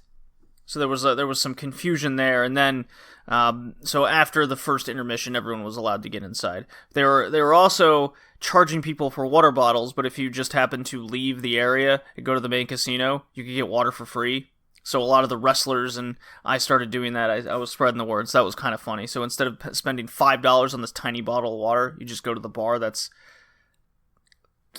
just right outside. All you have to do is go through the metal detector again. It wasn't that big a deal. There was 2 20-minute intermissions, which I very much welcomed. I got to sit next to a lot of the Beyond Wrestling crew for a little bit of the show, at least during the intermissions. I got to hang out with them, talk to them. Very nice, as usual. And I wanted my general admission standing seat. I love doing that at Beyond shows. I like being as close to the ring as possible without actually being on the ring. And so I got to see some just crazy spots up close and personal. It was amazing to see. It's definitely, is it my favorite live show I've been to this year? I think it might. But let's get started. There was a dark match of Layla Hirsch against DL Hurst, in which we saw the very tiny little girl beat DL Hurst, so take that for what you will. And if you pay attention to my Twitter, @BowlingJD, I was live tweeting during this event upon each match's completion. I didn't really, I kept track of all the match times so I can look at them later, so I do have those right here, my own personal times while at the event. So match 1 was Alex Reynolds taking on John Silver, their little grudge match of their tag team. Disforming during Uncharted territory. Silver's wanted Reynolds for quite some time. They've had kind of back and forth little I can one up the other guy rivalry. Well, Alex Reynolds in dickish fashion gets one over on John Silver. So I don't think this feud's over. Then we had our tag team match. How long did that John Silver match go? Was that the first one? Yeah. I didn't have the time written down on that one. I started on the second one, yes. So the second match was for the moniker of being Beyond Wrestling's tag team aces. So think of it as the tag titles, if you will, without actual titles. It was Bear Country taking on EYFBO, entertaining your fucking balls off for 8 years straight now. Angel Ortiz and Mike Drastic, the otherwise known as LAX. Call him Santana. And this was a really fun match. EYFBO, aka LAX, controlled a good chunk of the match, doing heel tactics, and the crowd was firmly behind them, really taking a lot of the spotlight away from Bear Country. I was very much rooting for the Big Bears. Angel Ortiz was just on fire with his comedy. They were doing figure four spots of grabbing the ropes behind the referee's back, antagonizing, I think it's Bear Beefcake, so they could keep doing some heel tactics. And eventually it went on to a full-on tornado tag type match that tag matches break out into today. And it gets to a super near fall at the end. They all hit their big tag team finishing maneuvers. Bear Country hits theirs one more time, and I believe Angel Ortiz ate the pin, and Mike just could not break up the pin in time. The ref called that he just missed the shoulder coming up. 1, 2, 3, the pin at 14 minutes, 41 seconds. And post-match, Team Tremendous hits the ring and puts down a beating on Bear Country. So they have an immediate tag team ace angle. Right after the match, LAX comes out for the save, declares them the new tag team aces of Beyond. So could this mean the end of LAX and Beyond and signing with AEW? Very well could be, and a good possibility. Those guys are just machines. And if you don't remember, on Uncharted territory, Bear Country was supposed to take on Team Tremendous until I believe it was one of them had his emergency appendectomy, of all things. So I'm looking forward to seeing perhaps this Wednesday an Uncharted Season 1 finale of that match occurring. The next match, and this is all in the first hour, which was free on Independent Wrestling TV. The next match was one building for a little while as well. It was Wheeler Yuta taking on the legit Cold Steel Chuck O'Neil. And the whole story here was Yuta has come back from Germany. He's learned that catch wrestling, he can reverse out of the deadly Chuck O'Neil armbar. Well, this one, Chuck O'Neil was wearing pigtails. It's quite funny. Crowd hated him. Unfortunately, Wheeler Yuta could not get the job done. He loses in 4 minutes and 6 seconds. So, despite a decent build for a pre-show type match, Cold Steel just gets it going and puts the guy down in less than 5 minutes. So, poor Yuta. And at the end of the first hour, we had the most ridiculous ladder match I've ever seen. Is for the brand new look. The title's been there. Feast Championship Wrestling title ladder match. The participants were Kikutaru, whom I didn't know was going to be in the match before, Kobe Durst, Marco Stunt, Puff, Swoggle, aka Hornswoggle, Johnny Cockstrong, Retrosexual AG, Alex Zane, who was very out of place in this match, Cheeseburger, and Solo Darling. Solo Darling, the most over in the match by a long shot. Anthony Green was accompanied by his Platinum Honeys. Ken Doane ends up getting... No, Ken Doane was definitely in this match as well. Yeah, wonder why they must have missed putting them on there. So Ken Doane was accompanied by Cameron Zagami and Christian Casanova. They played their little part. Basically, it was comedy extraordinaire. Swoggle had his little one-on-one with Marco Stunt, which was ridiculous. Kikutaro played his role. He was peeking up Solo Darling's butt while she was climbing the ladder. She wasn't having that. Johnny Cockstrong busted out a dildo with Christmas lights on it and hit somebody on the top of the turnbuckle, don't even remember. I believe it was Alex Zane who ends up hitting a 630 onto a dude on a ladder, which I just went, why? I mean, it was really cool, but fuck. It looked like his head almost went through, like, upon landing, hit the guy's stomach, and went in between the stomach and the ladder portion. So it looked quite dangerous. Cheeseburger had his spot, the 138-pound dude. And what ends up happening is Platinum Honeys get involved. Anthony Green and Doan have their little exchange. And eventually Solo Darling ties up Ken Doan in a ladder as they were both at the end of the match. Solo Darling steps on his crotch while he's tied up and goes and grabs the belt. So the match was absolutely horrible.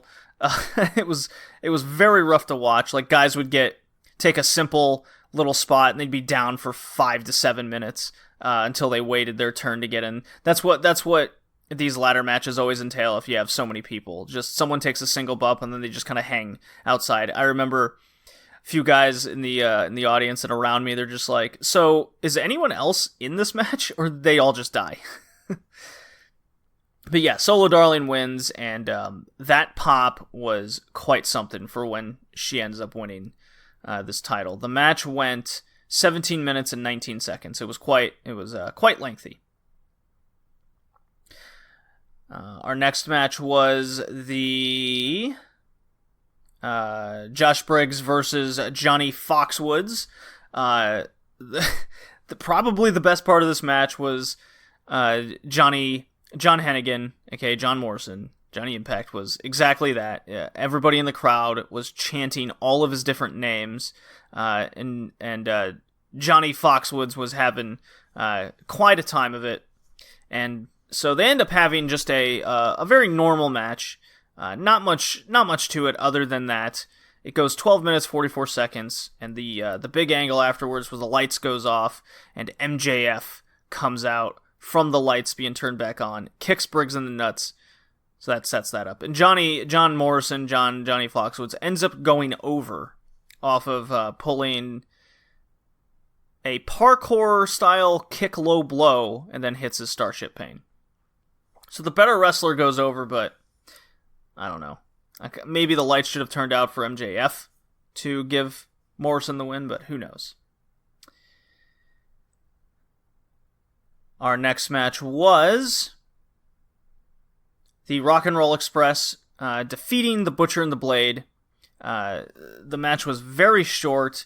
It went 4 minutes, 48 seconds. It kind of did everything it needed to do. Everyone was very happy to see the old timers in the ring. They were pulling off your basic tag team maneuvers, but doing it very smooth and well.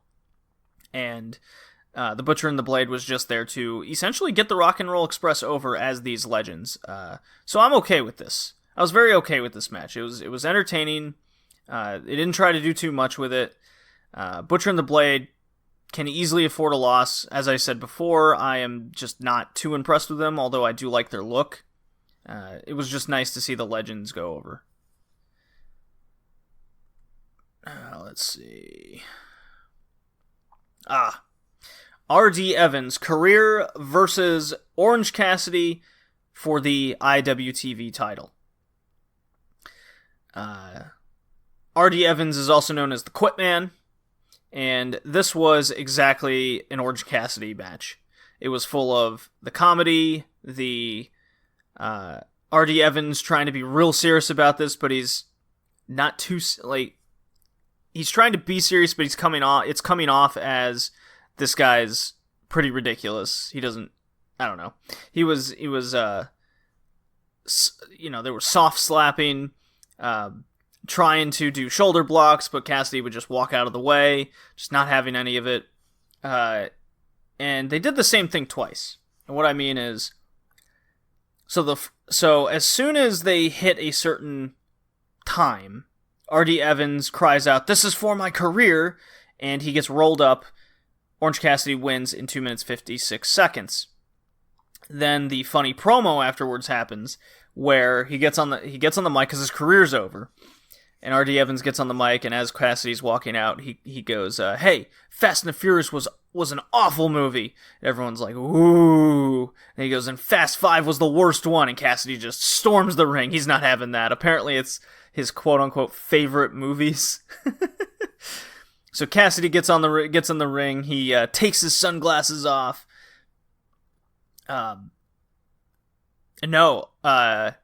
He still has his sunglasses on from his first victory. R.D. Evans proceeds to break 2 of them, because he pulls another one out of his pocket. Then the ref pulls out a pair of sunglasses out of his pocket. So we've gone through 4 pairs of sunglasses at this point. More comedy. They try to have a little bit of a match for a couple minutes. It goes 8 minutes, 21 seconds. Orange retains for the second time. It's quite entertaining. So if you combine the 2 matches, it was 10 minutes. A little bit more with all the segments involved. Drink to Orange Cassidy. Not orange juice. He does give R.D. Evans a thing of orange juice as like a parting gift. It was quite funny.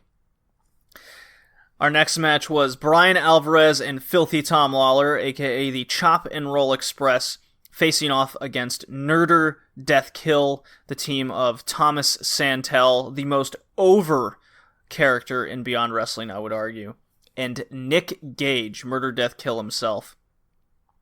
Tom Lawler was wearing a headband to match his tag team partner Bryan Alvarez. The crowd hates Bryan Alvarez. They were calling everything he was doing negative 2 stars in the seats. Saying his book is shitty. I have his 2 books. I quite enjoy them myself. They simply state the facts. Well, Tom Lawler was kind of joking around for a good chunk of it. He was taking a good brunt of the beating from Santel and Gage. The whole purpose was leading up to Bryan Alvarez, the crowd wanting to see this guy die at the hands of Nick Gage. And sure as shit, that is what ends up happening. There's isolation games between the Chop and Roll Express on Santel, and as soon as Nick Gage got his hands on Bryan Alvarez, the place came unglued. It was quite something to behold. So the match wasn't anything too special, but hot damn, it was one of the more rowdy matches of the night. So there you go. What ends up happening is Nick Gage gets his hands on him. Bryan Alvarez does try to throw 3 super kicks into Gage's face, in which he no-sells, so it just did not work. And right before Gage gets his hands on him, Filthy Tom pushes his buddy out of the way to save him, but he ends up taking the blow himself. Then they do get their hands on Alvarez. Chokeslam backbreaker into a spike pile driver after that. So Alvarez eats the pin, the crowd goes crazy. How long was that match? 12 minutes. Alrighty. And now our last 3 matches. And these were easily the matches of the night here. Especially this one. Dickinson taking on Sekimoto, his 14-plus week journey ever since winning Lethal Lottery. Lethal Lottery? Yes. And calling out Sekimoto for Americanrana. He's been facing crazy opponents, hard-hitting matches, all on Uncharted territory. It was one of the best. It's not even a feud, technically, I guess, with him and Sekimoto, but the build to it was so much fun. And this match lived up to all the hype it had in my head, and more.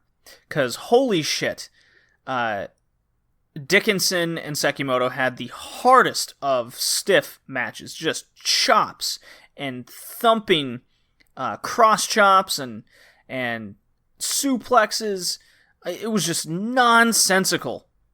It got to the point where everyone in the crowd just not once thought that Dickinson was going to lose, per se. They were all 100% behind him. They're yelling dick strings and dirty daddy this. You see just stiff lariats and chops and the sweat just flying off him hard. It really reminded me of a G1 type match that you would see. And at 15:52, Dickinson does end up winning, hitting the Pazuzu bomb Holy crap. This was my match of the night. I had to sit down and have a beer. If I smoked, I would have had a cigarette. It was just amazing. This is my recommended match. Easily, everyone threw money in the ring and the dick strings that were being passed out around the crowd.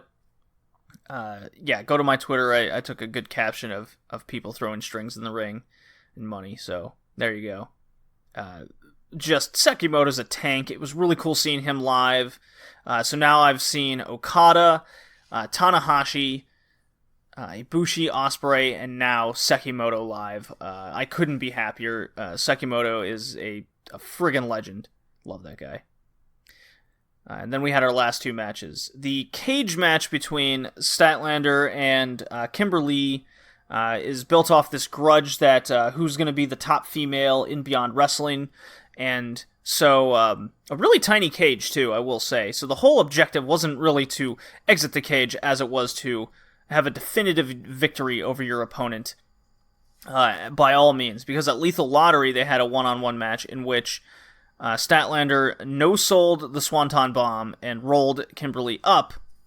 And then Statlander won the IWTV title, and then Kimberly cost her the title because, well, the match at Lethal Lottery was not a definitive ending.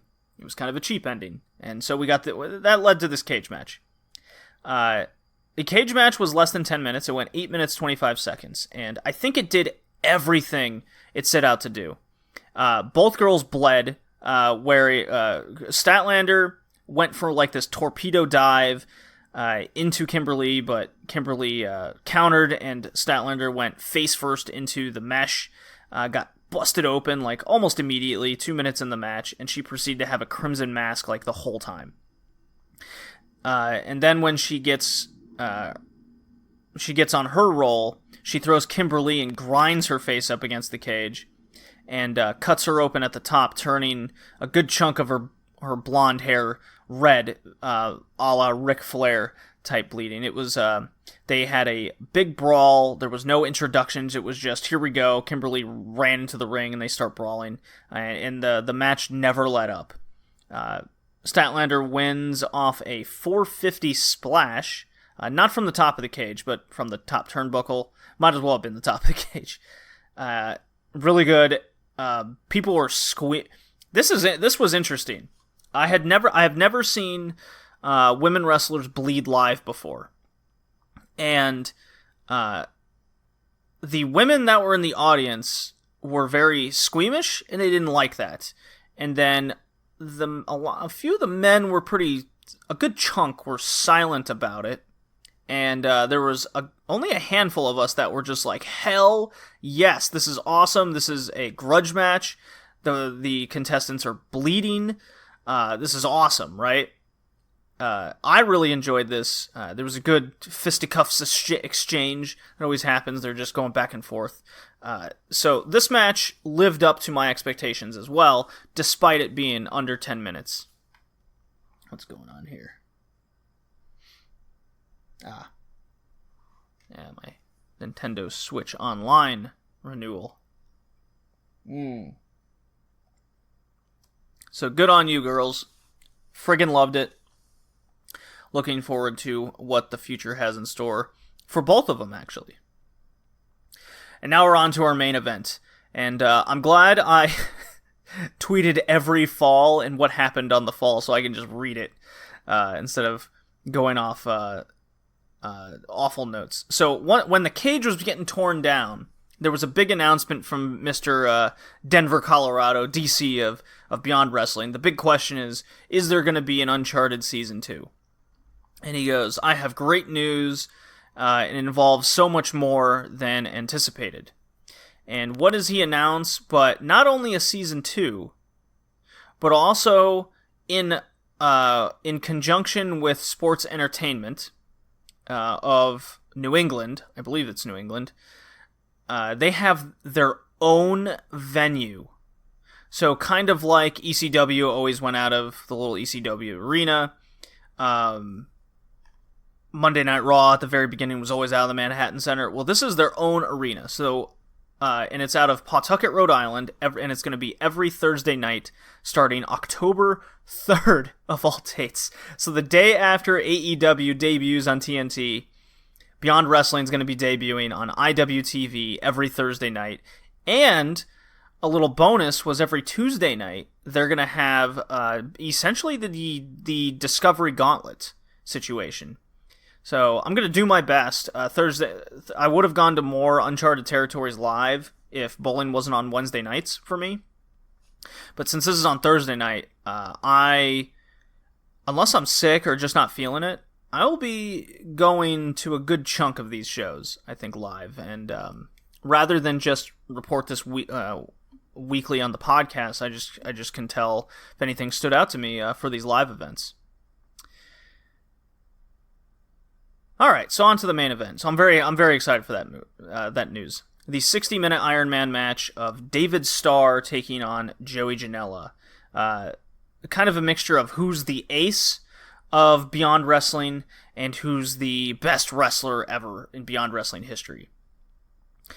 It starts out as a wrestling match as proposed by Joey Janela, and that lasts all of about 10 minutes.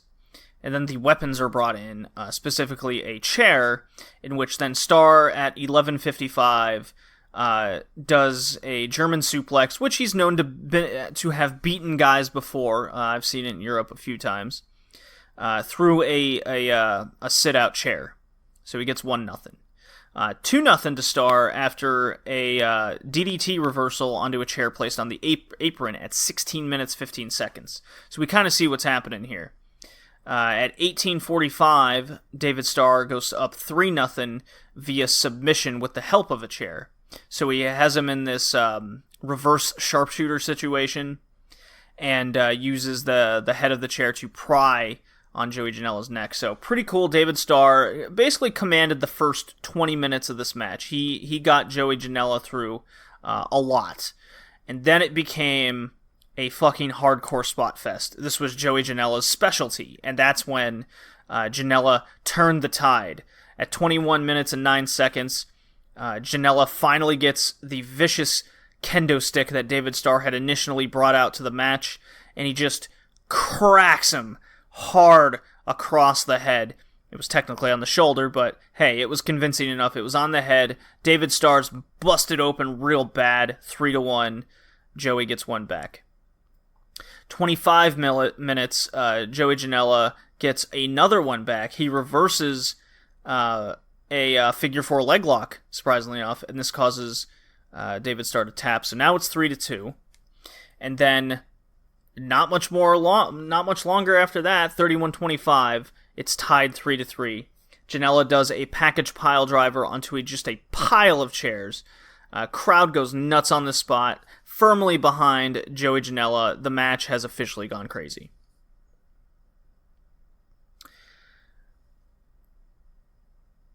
Then, I can't remember if this is before or after, but there is a spot, I believe this is in between the 6th and 7th fall, where Janela has this bright idea, because he's put out David Starr, here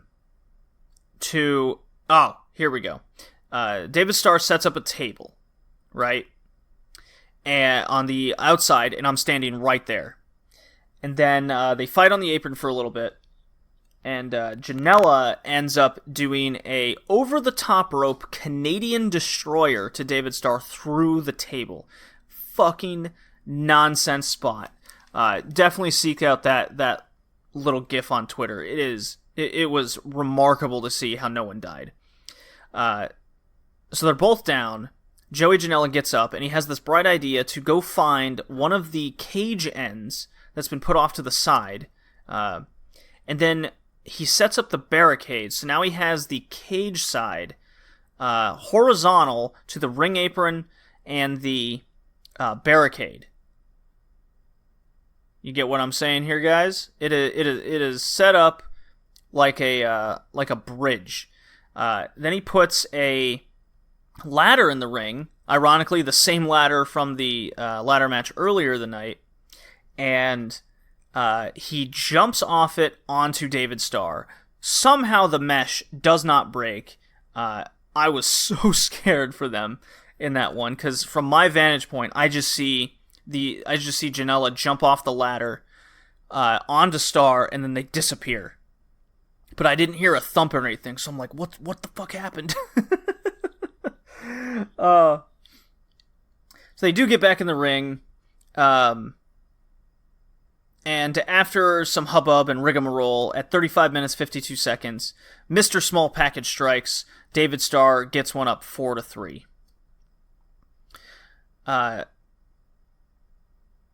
11 minutes left. Joey Janela powerbombs David Starr onto a vertical setup trash can, which looked like it sucked. Would not want to be part of that. So, with 10 minutes left in the match, they just do psychotic things. David Starr gets the big one is the kendo stick always started coming back. It was in half. They're quote unquote stabbing each other with it, using the stick end that has just a sliver on it as like a whip.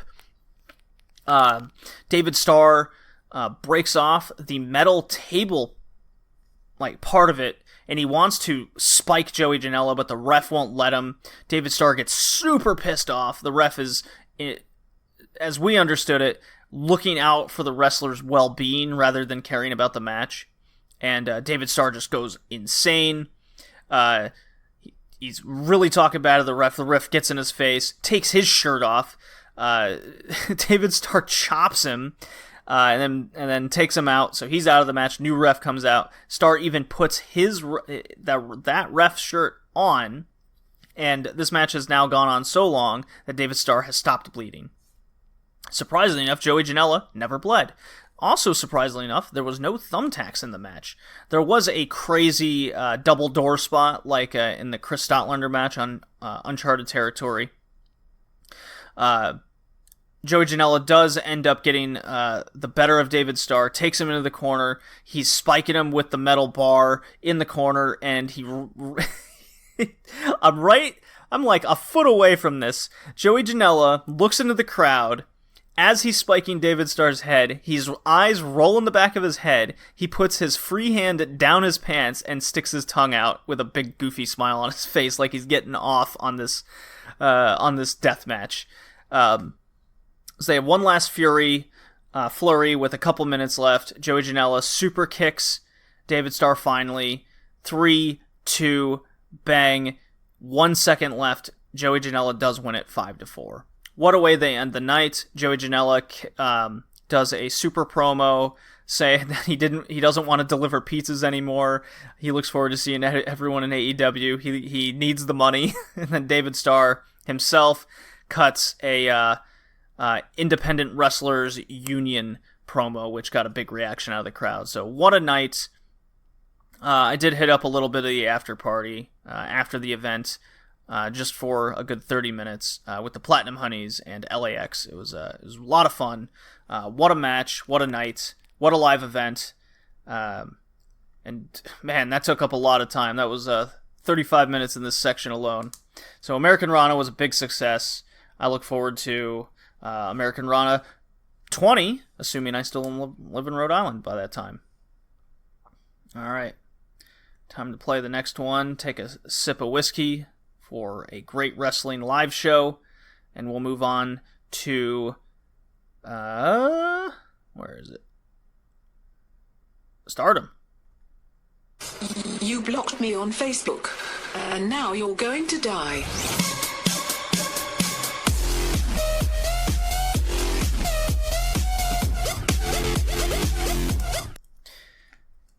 Yes, indeed. Yes, indeed.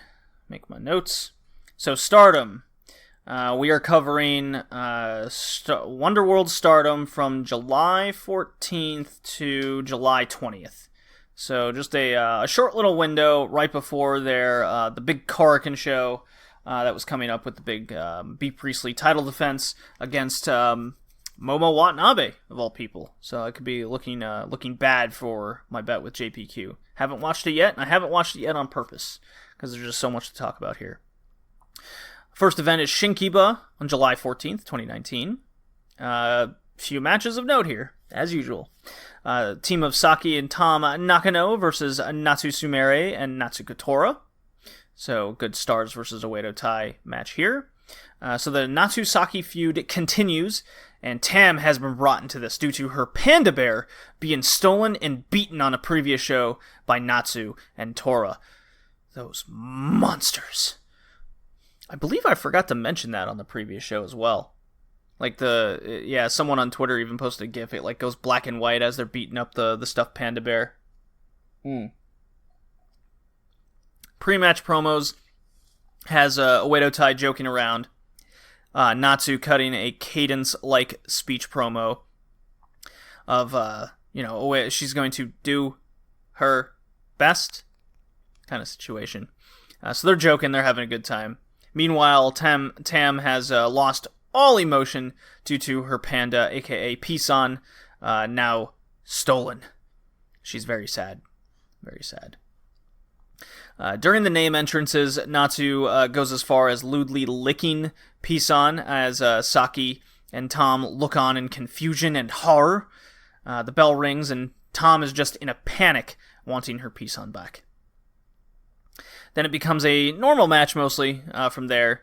There was a moment when Saki was going to get the best of Tora, but then Natsu throws Pisan at her for the distraction, leading into a Tora spear. Of course, Tora quickly got Pisan back. Quick. Saki does end up pinning Natsu for the win and cuts a promo that she is tired of Natsu always pulling her crap. Natsu then follows that up with a sick burn of, well, I don't usually do this, but you best train for that artist title match. Ooh, the crowd goes. And then they escape with Pisan, of course. Yes, Oedo Tai and Stars have an artist title match coming up, if that wasn't clear. We have a trios match. Stars, the team of Starlight Kid, Arisa, and Mayu Iwatani, versus the Queen's Quest team of Momo, Utami, and Azumi. This was your typical Stardom trios match. My takeaway this time is Mayu is still hopping around, very spry, which is nice to see. Further get her back into form. Azumi and Starlight Kid do a hot, crazy fucking awesome Lucha Libre start exchange. It even went a little viral on Twitter because Ospreay retweeted it. Azumi wins the match by doing a double foot stomp, looking like she breaks her kneecaps upon landing, as always. She has just come back from injury and still can't land this move right. I'm very worried for her. Her knees are even taped up like Naito these days. It's quite concerning for such a young up-and-coming star. Anyways, she does hit La Mystica into the Nagata lock. Starlight Kid taps out. That's what it all led to. And then our 4v4 main event. It's Tokyo Cyber Squad Death, Yamasan, Konami, Jungle, and Hana. So the A-team against the Oedo Tai team of Miyagi, Kagetsu, Hazuki, and Hater. So their A-team. Pre-match promo shows Hana in a crazy new cyberpunk goggles, painted blue and pink. She obviously can't see through them. Death Yamasan just being her. And then Jungle Kiona pops in having a shirt not on, just kind of covering up her top, and she holds it up and then says with a bottle of oil in her hand, "I want Miyagi. I'll peel her dirty skin off with this deep cleansing oil." And if you look to the left, Konami just can't hold back her laughter and smile during all of this. It's just like three just nonsense character work right here. It's great. The true essence of the Tokyo Cyber Squad. So let's see if Konami can channel her inner crazy charisma here.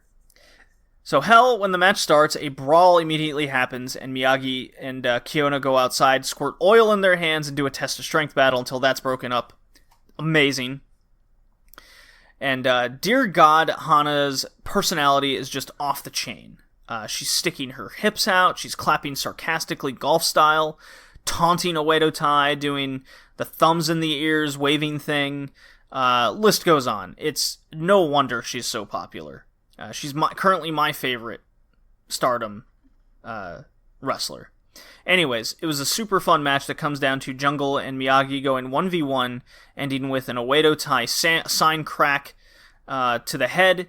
This goes into a Miyagi tombstone for their win. And even though losing, Hana Kimura declares, or better yet, begs like an anime girl to the Commissioner Ogawa while flossing that dance for an artist title match, even though Oedo Tai had the next one. So, there's that. What is going on with my Twitter here? I have been tagged. Best mute that conversation while I have the chance. Yes, mute this. Okay. Alright. Nagoya, July 15th, Big Summer. Yeah, we've started the Big Summer tour for Stardom. Last time we were in Nagoya was that just amazing match between Jungle Kyona and Momo Watanabe. I give it a 4.5, 4.75 stars for that one. So we got Stars versus Oedo Tai. That's Arisa and Starlight versus Hazuki and Kagetsu. Pre-match promo, Starlight and Arisa make a reference to Kagetsu mocking their poses lately.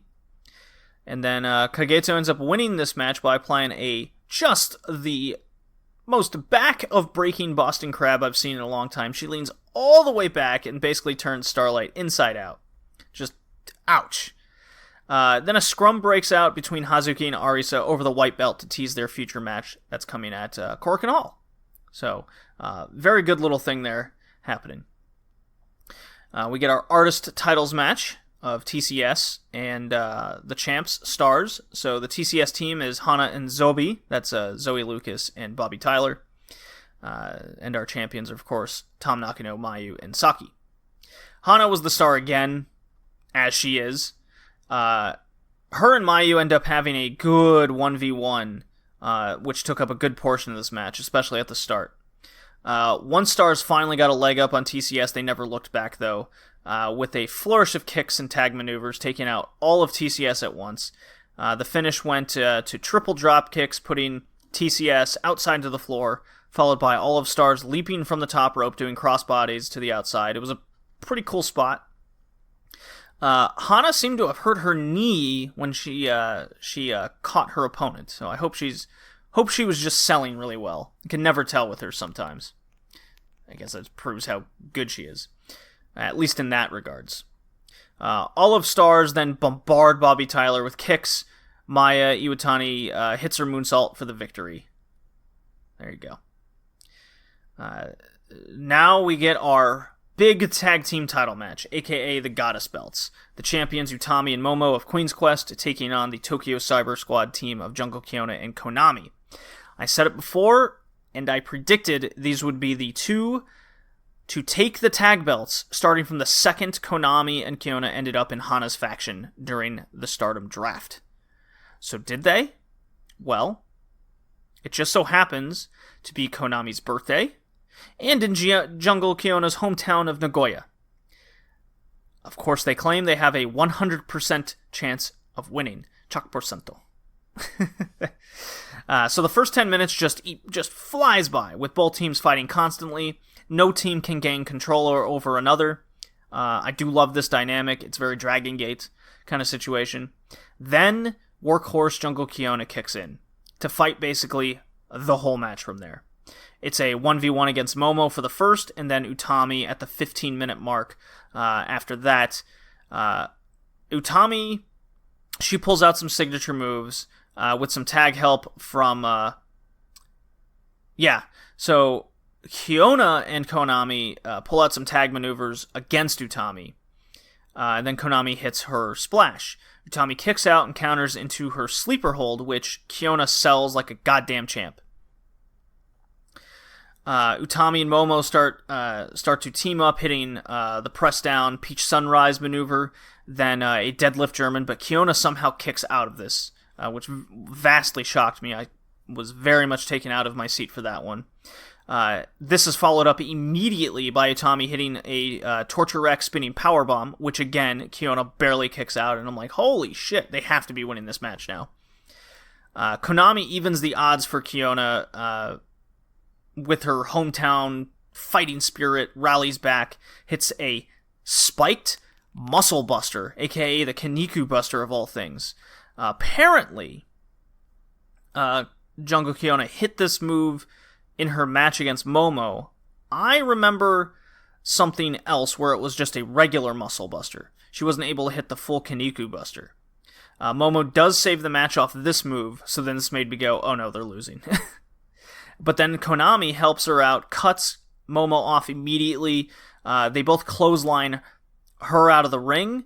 Kiona gut-wrench last ride powerbomb, and TCS are the new Goddess champions. What a 20-minute affair. It definitely hit that prime time with me. The near falls were really good. It really took me out of my seat on both ends. I didn't know who was going to win. Even when I was sure, it was just turned around on me.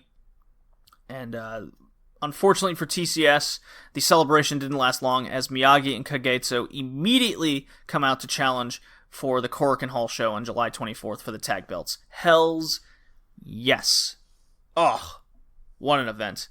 I freaking love that tag team match. Jungle Kiona was a machine. I'll drink to good wrestling there.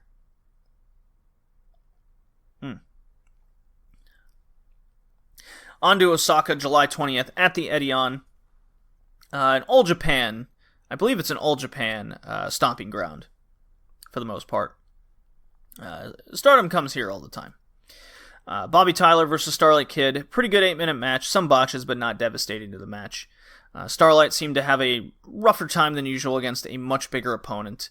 And Bobby Tyler's still pretty green, but visibly improving each tour. Tyler wins via a bicycle kick. So, there you go. TCS, Hana, Kiona, Konami, so your A-Squad versus Queen's Quest, Priestley, Momo, and Leo. So I think we know what's happening here. Loving Kiona now, just busting out the big swing lately. It's very, gets the crowd pumped every time. Anyways, very straightforward. Hana takes on Leo at the end, and, Leo Onozaki is just so bad. Nothing looks good. Rightfully so, the rest of TCS get in, just destroy her as Hana picks up another pinfall victory. So she's racking up wins lately. SWA title match of Utami versus Zoe Lucas. So I just got off watching Leo. Will Zoe Lucas disappoint me? Well, so this match was fine. It was definitely too long. I just never got into it. I really dislike watching Zoe Lucas work in the ring. She doesn't move right, or at least it doesn't feel like I'm watching a wrestler. You know, her moves are very sporadic and most look half executed. You know, it's how I feel when I'm watching Joe Coffey in ICW or from what I've seen him in NXT UK, where you can tell when they're going to hit their move and you can tell when they're not going to hit their move. Like, it's very obvious. And in Zoe Lucas's case, even when you know she's going to hit the move, it looks like it's half-cocked, right? It's like you can tell she's holding back. She doesn't want to hurt anyone. So, she did this strange running axe kick to a sat-down Utami that folded her up. That was cool, but even then, the move looked off in some way. Anyways, Utami retained with the torture rack to deadlift German switch pin, which is always a cool move. High-speed title match, Hazuki, the champ, going for the record-breaking high-speed title defense of, I think, 8. She's in a triple threat against Death Yamasan and Azumi. Match goes just under 5 minutes, and if you blink, you would have missed something. So a very Hazuki high-speed title match.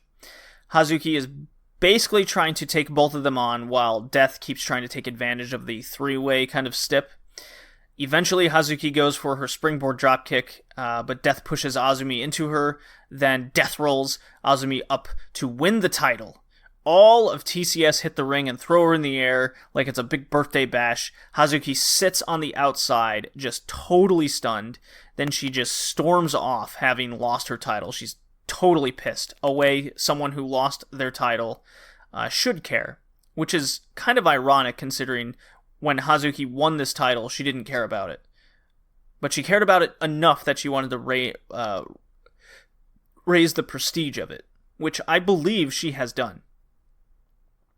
So, Death with the crowd in the palm of her hand, and TCS doing the Rocker Death moniker, cuts a promo of simply saying, happy death, death, and more death. Then we have our Oedo Tai and Stars Artist Titles match. It goes 16 minutes, 19 seconds. This is the Oedo Tai team of Kagetsu, Miyagi, and Natsu Sumire. So if history tells us anything, Natsu Sumire always eats the pins. Or it's Saki, right?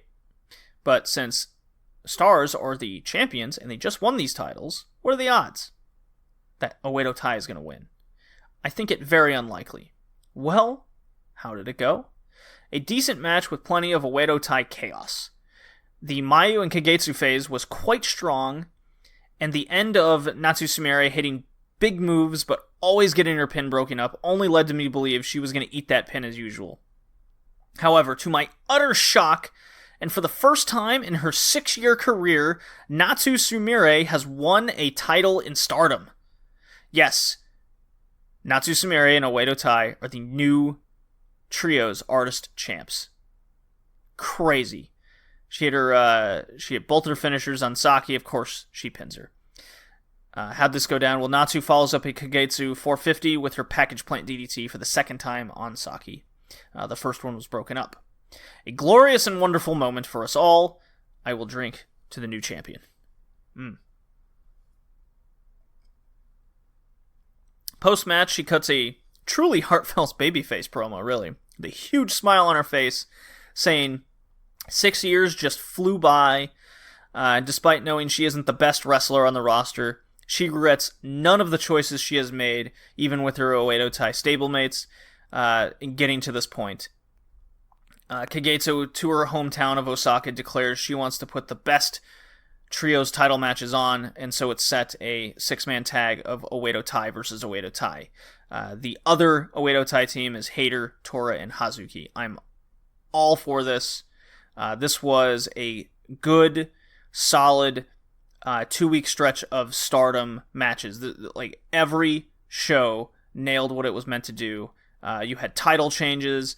Everything was hype. I felt like every show was must-watch. I enjoyed every second of it. Good on you, Stardom. Now I look forward to the Korakuen Hall show. You guys are killing it this summer. Man, oh man. What are we at? Jeez, I've only done 2 shows and I still have Progress, Dragon Gate, New Japan, and WCW to take off. This episode's going to be long. Holy shit. Alright. Well, on to Progress. Speaking of, let's see, what drop am I going to do this time? Progress. Oh, this one, of course.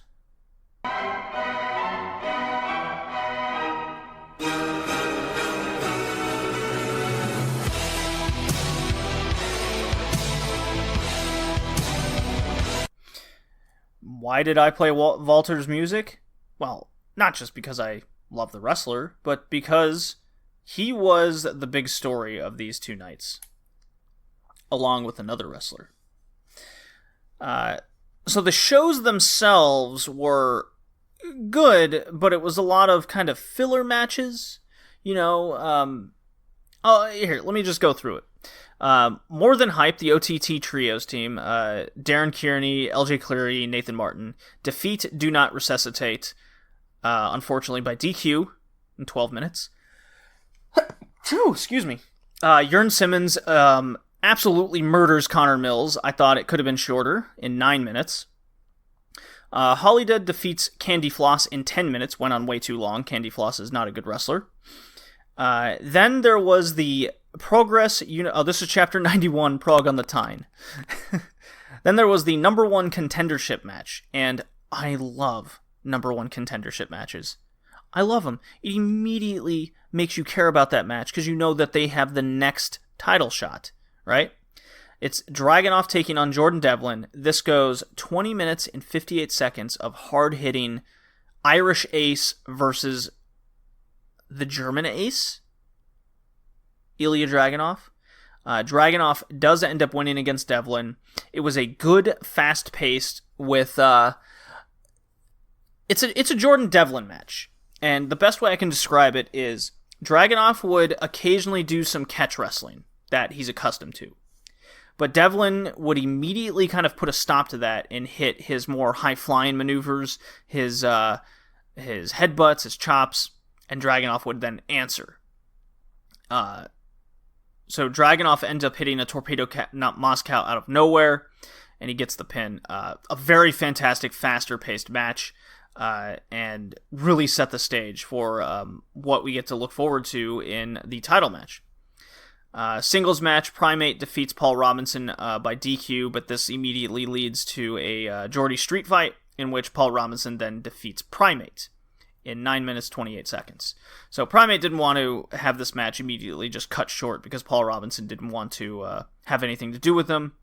And if that name sounds familiar, yeah, it's the same Primate that had to temporarily retire last year due to a glass jaw incident. So we'll see what happens. But yeah, Paul Robinson's been racking up a lot of singles victories lately, trying to build up his singles match credibility to eventually face whomever the Progress Unified Champion is at the Toronto show taking place in August, which I am fortunately not able to go due to work. Bummer. That's going to be a WXW, Smash Wrestling, Progress Wrestling, and there's another company involved for those for that 4-day span. It's like SummerSlam weekend too. It's crazy.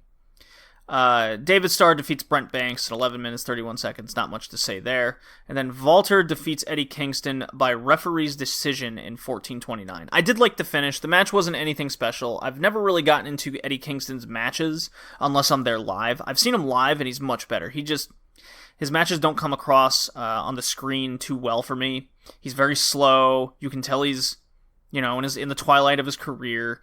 His knees must just be killing him. He's a hard-hitting dude, so they try to make up for that with a lot of this strong style emphasis. And what ends up happening is Walter essentially knocks him out and then puts him in the sleeper, and the ref declares Kingston clocked out before Walter can even get the sleeper in. So it was a very unique finish. I quite liked it.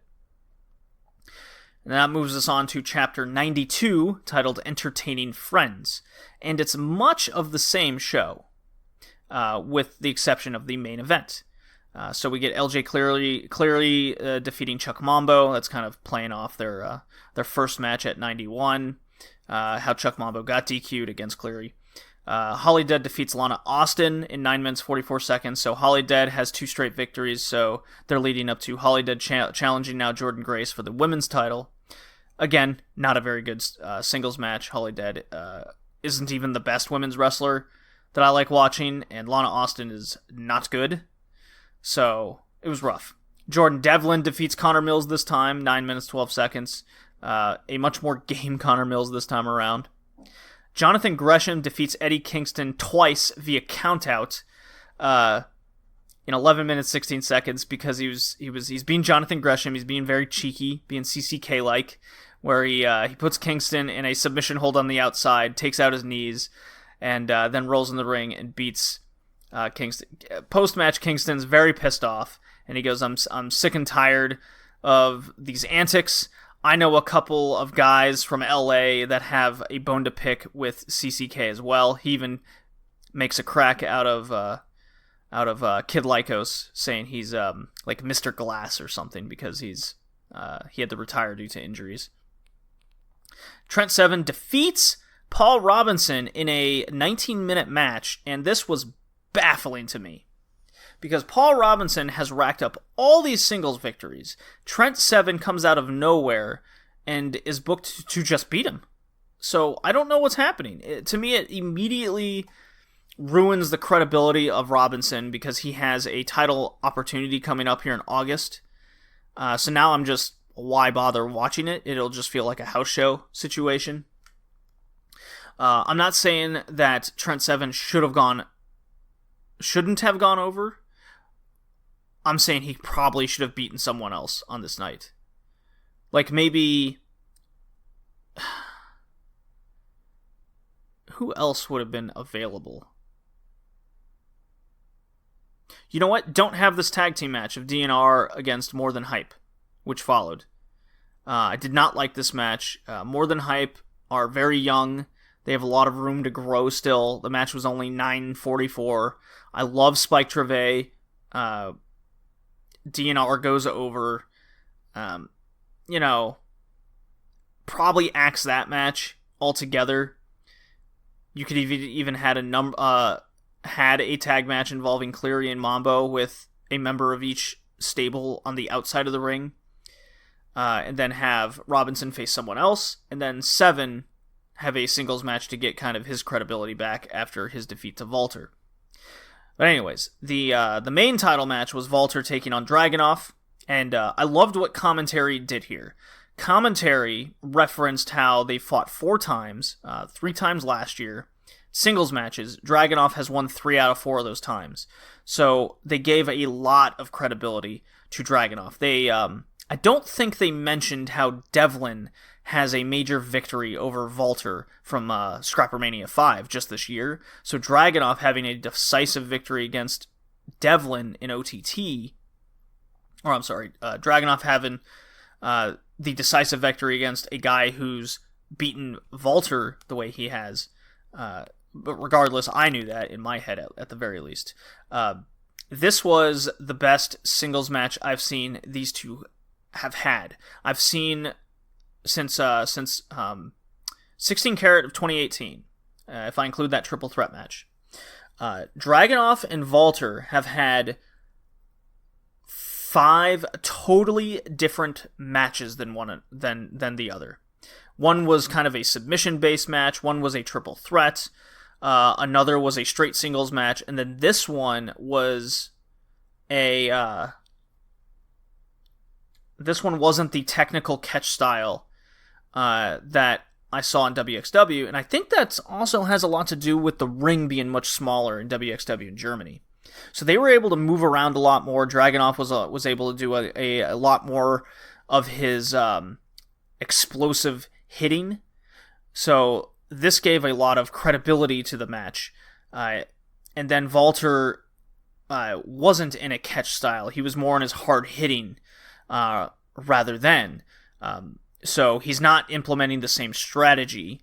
If you're looking for an in-ring story, this is why they call him the Ring General, than the previous couple matches that Dragunov has beaten Walter at, just as early as last year.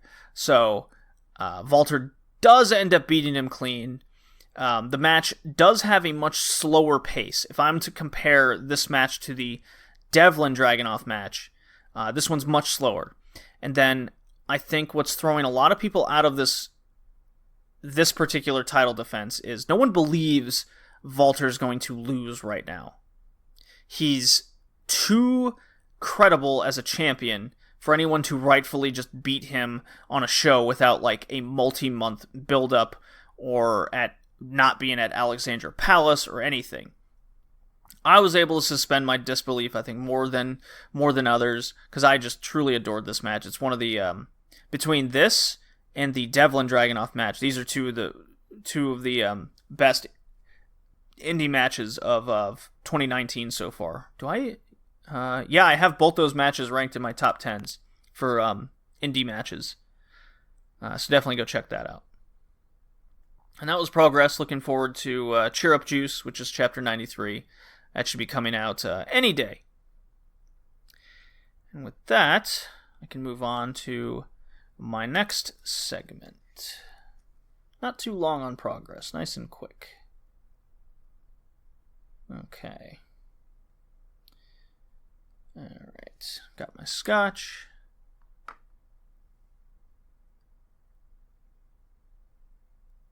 And...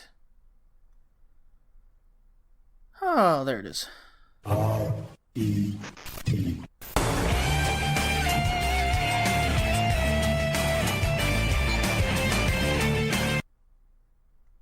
Yes, R-E-D.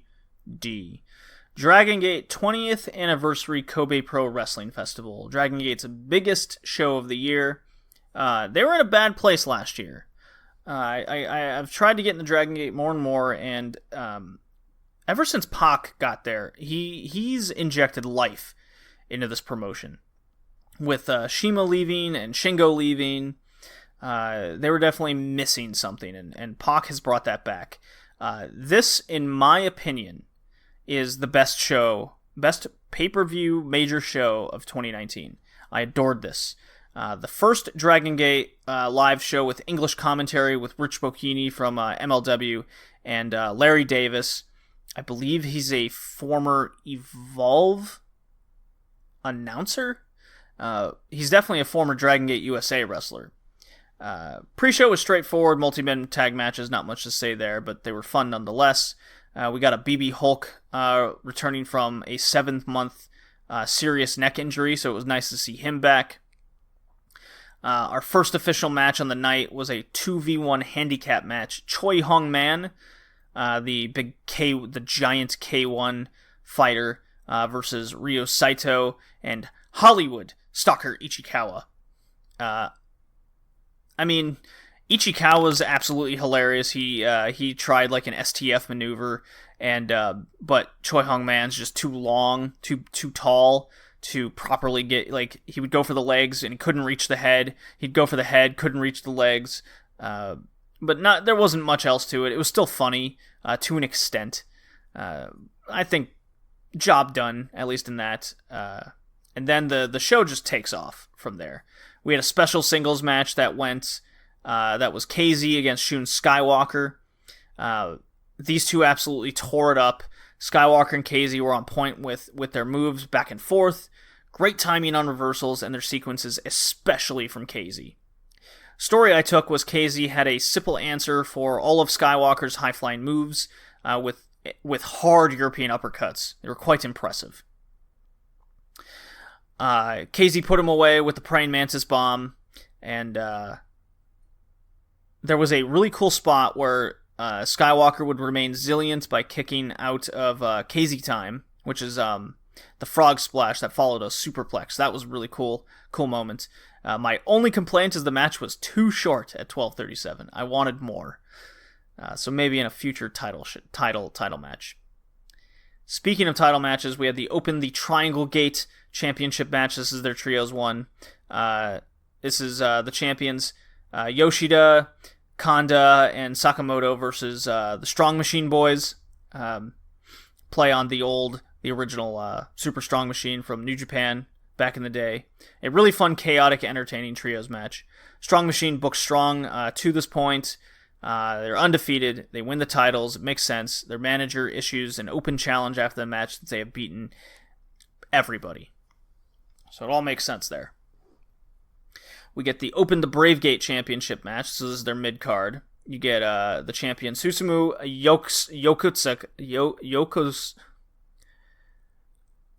Yokosuka. There we go. Yokosuka defeats Flamita in 13 minutes. This was ungodly good. The story here goes back to 2014, and be it in singles, Brave Gate title matches, or even tag, Flamita beats Susumu. The other story is just days before the show, Flamita injured his right leg in a match. So whether that was kayfabe or not, they were putting it off as he's injured. So Flamita tries high-flying adrenaline early, but Susumu just picks apart the leg constantly, avoiding the comebacks. The match teased the comeback until Flamita would finally hit one, and the crowd just comes alive. Lots of speed, and Flamita just heavily favoring the leg, but managing a crazy fun match based on this injury. Susumu avoids a top 450 by moving his legs out of the way, so Flamita came off aiming for his legs, so he just hits the mat. It was a swing and a miss moment. Susumu hits the plant jack cutter, then his Yokotsuka cutter to win the match. And this is where the show just goes off the chain with just 4.5-star matches and up. We had the 20th anniversary celebration series premium match, where it was kind of the burying of hatchets kind of moment here. So you had Ultimo Dragon stepping foot in a Dragon Gate ring for the first time ever. And it was very emotional. He was teaming up with Masato Yoshino, the former champ before Pac, Dragon Kid, so 2 former Dragon students versus Masaki Mochizuki, Shuji Kondo, who had a lot of beef with Dragon Gate, and Takeo Sugiwara of 0-1. So they're all coming back. There was a nice little Akira Tozawa and Shingo tribute video of thanking Dragon Gate. No Shima, though, so you know there's still a lot of bad blood there. So the whole match was a tribute to Dragon Gate, celebrating the veterans of Dragon Gate and Ultimo Dragon. Of course, Shima was totally cut out of all of that because of the stink. They even heavily built up to Ultimo Dragon doing a lot of his signature moves, including the Asahi Moonsault, but it was stopped by Takeo Sugiwara, who got just a ton of heat, and the crowd just hated it. Yoshino and Dragon Kid were god tier in this match, all to build up anything Ultimate Dragon would do. So, Dragon still looks like Dragon, but he doesn't move like Dragon. He's 53 years old at this point. Yoshino does the Mystico Plant, and Ultima Dragon does the Masi Strong Cradle win to win the match. Yoshino cuts a post-match promo asking Dragon to return to Dragon Gate again. And then Yoshino Mochizuki, who was just crying on commentary, in literal tears before the match started, he gets in the ring. What do I have written here? Kage Tora also gets in the ring. They're all on their knees, and they refuse to leave the ring until Dragon says yes. And he ends up saying yes. So you could see fans, just everyone's just so happy to see Ultimo Dragon burying the hatchet with Dragon Gate. And then we have my match of the night. Open the Twin Gate Triple Threat Championship match elimination. Yamato and Kai versus Naruki Doi, Kaito Ishida versus Eita and Big R Shimizu. So Tribe Vanguard,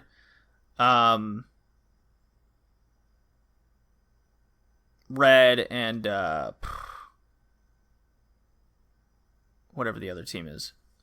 Match was off the chain. Possibly the best tag match I've seen all this year.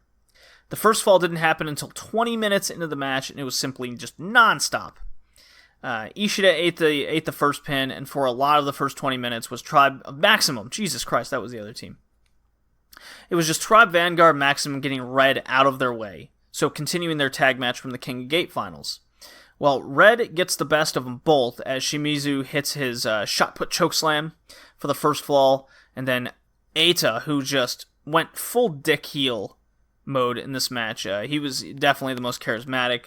Hits the gimmicked ECW style chair shot through Yamato's head on the top turnbuckle. Hits the rolling Americanrana driver for the pin. I just can't do this match justice. It is a Dragon Gate style match, so just a ton of moves are constantly happening. The match goes 29 minutes 9 seconds. You will be thoroughly entertained. It's Dragon Gate at its best, tag team wrestling at its best, and yes, it's a triple threat tag match, and all 3 guys do start in the ring, and they're in the ring the whole time. There you go. Last but not least, open the Dream Gate Championship match. Pac versus Ben K. Pac being the 200-plus day champion, unbeaten in 20 months, so much like Michael Finn. And then Ben K. coming hot off his King of Gate tournament win and getting kicked out of Red. So he's out for blood. The title of Ace of Dragon Gate's on the line here, and the title, of course. From the start during the national anthem, Pac teases jumping Ben K. So it gives it's the little things that matter situation. Ben K tries to get a head start in the match, but as soon as he leaves the ring, the boys of Red jump him. Some beatdowns, and then Pac does an apron shooting star press to the floor on Ben K with a bunch of chairs on him. Just crazy. Very entertainment type working this match was. The beatdown continues for about 6 minutes as Pac stalks Ben-K doing top rope front drop kicks. So this reminded me a lot of that, how he went about doing the Cara Noir match. So it was almost like he was training for this one in particular. Ben-K gets his comeback by doing crazy through-the-middle rope spear, Big E style WWE, as Pac was on the apron. Just a psychotic-looking spot. It looked crazy. Another Ben-K comeback goes outside, and he ends up getting spine-bustered by Sakamoto of Red. Pac totally doesn't get caught on a Phoenix Splash to the outside. So exactly, again, like Cara Noir, instead of a moonsault, he does a Phoenix Splash here. Hits the floor pretty hard. There's an inside, he goes inside, he hits a mid-rope Phoenix Splash. Knees go right into Ben-K, and Ben-K sells it just amazingly well on that moment. Probably got the air knocked out of him legit. Ben-K comes back again, suplexing the shit out of Pac a bunch of times, some full Nelson moves, very cool stuff. Hits the 20-minute mark and goes into just a standoff, New Japan style, where they're just punching each other back and forth with stiff forearms situation. Crowd comes they're just way into this at this point. So am I. From here, it's a big spot move trade-off where they're just trying to hit the big signature moves.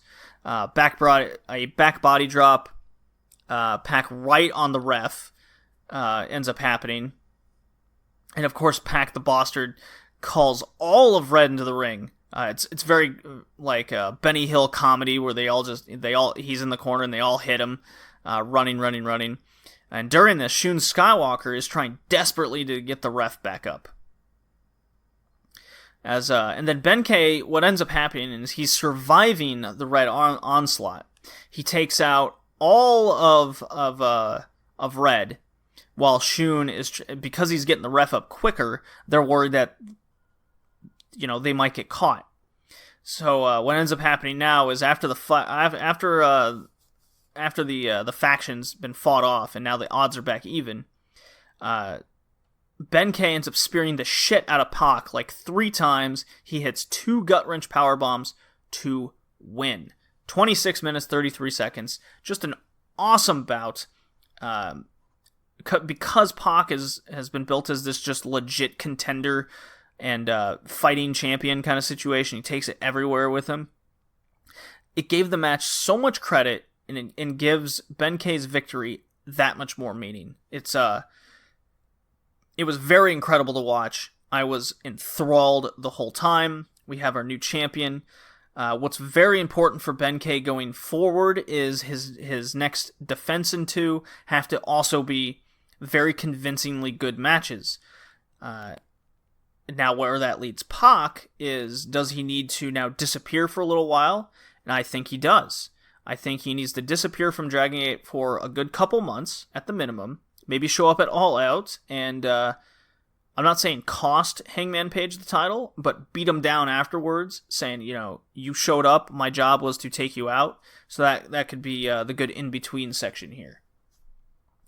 That does it for Dragon Gate. What a fucking show. I thoroughly enjoyed it. It's my favorite pay-per-view of the year. It just flew by, and I believe it was a 5-hour show, too. So that just says a lot. Whew. All right. Trying to go through these pretty quick, too. Kind of exhausting. So tell me what you think about the podcast and all of this wrestling I'm covering. At BowlingJD, Red Leaf Retrocast. Use the hashtag. I'll see everything.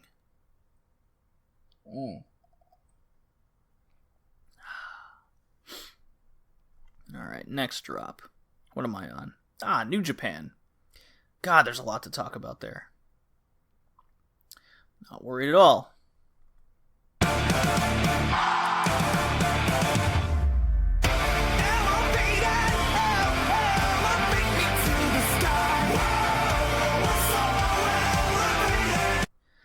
So elevated. So sad Ospreay can't use that song anymore. Very sad. New Japan G1 nights 5 through 10. I'm going to try to go through this really quick. I'm sure you all are keeping up with the G1, but in case you aren't, I'm just going to read my notes verbatim to go through this as quick as possible. Where all of this is leading, you don't know. Maybe, you know what, at the end of night 10, when I get there, I'll just roll up my where I think the G1's going from here. So, G1 Climax 2019, Block A, Night 5. Kenta defeats Lance Archer in 11:58. Too much focus on Archer gaming offense, personally, but damn, is he over. And the fire he has been exuding is continuing with the crowd firmly behind him. Kenta is still clearly seen as an outsider, unfortunately. I thought the match was okay. Evil defeats Sonata in the Battle of LIJ. Both guys showing fire from the get-go, and questions of their loyalty to LIJ were showing. I quite liked this dynamic. Great example of two longtime tag partners just knowing each other too well. Evil even got Sonata in the Paradise Lock, quite like that. Love the exchange and reversals of each other's signature moves all throughout it until the Sonata STO. I thought that was a nice touch. Kinda shocked Evil won this match, to be fair. And both guys fist bumped afterwards as a show of respect, so they're not going anywhere. So Sonata sitting at 2 points at this point. Match went 18-11, a little long. I just don't know what the deal is, why Sonata is losing like this, and that will be it will be a theme going forward. We have Okada defeats Bad Luck Fale with Chase Owens and Jado ringside in 10 minutes. Yep, your typical annual encounter of Fale and Okada. Okada gets the cheeky roll-up to win. Not their best match together. Hiroshi Tanahashi defeats Zack Sabre Jr., moving Tanahashi getting his first win and Sabre staying at 0. 13 minutes, 56 seconds. Their third match this year and sixth ever. Had a different feel, with Zack and Tana both going in winless. Tana is visibly slower and joins Zack in playing the ground technical game mostly, which flowed well. I really enjoyed it.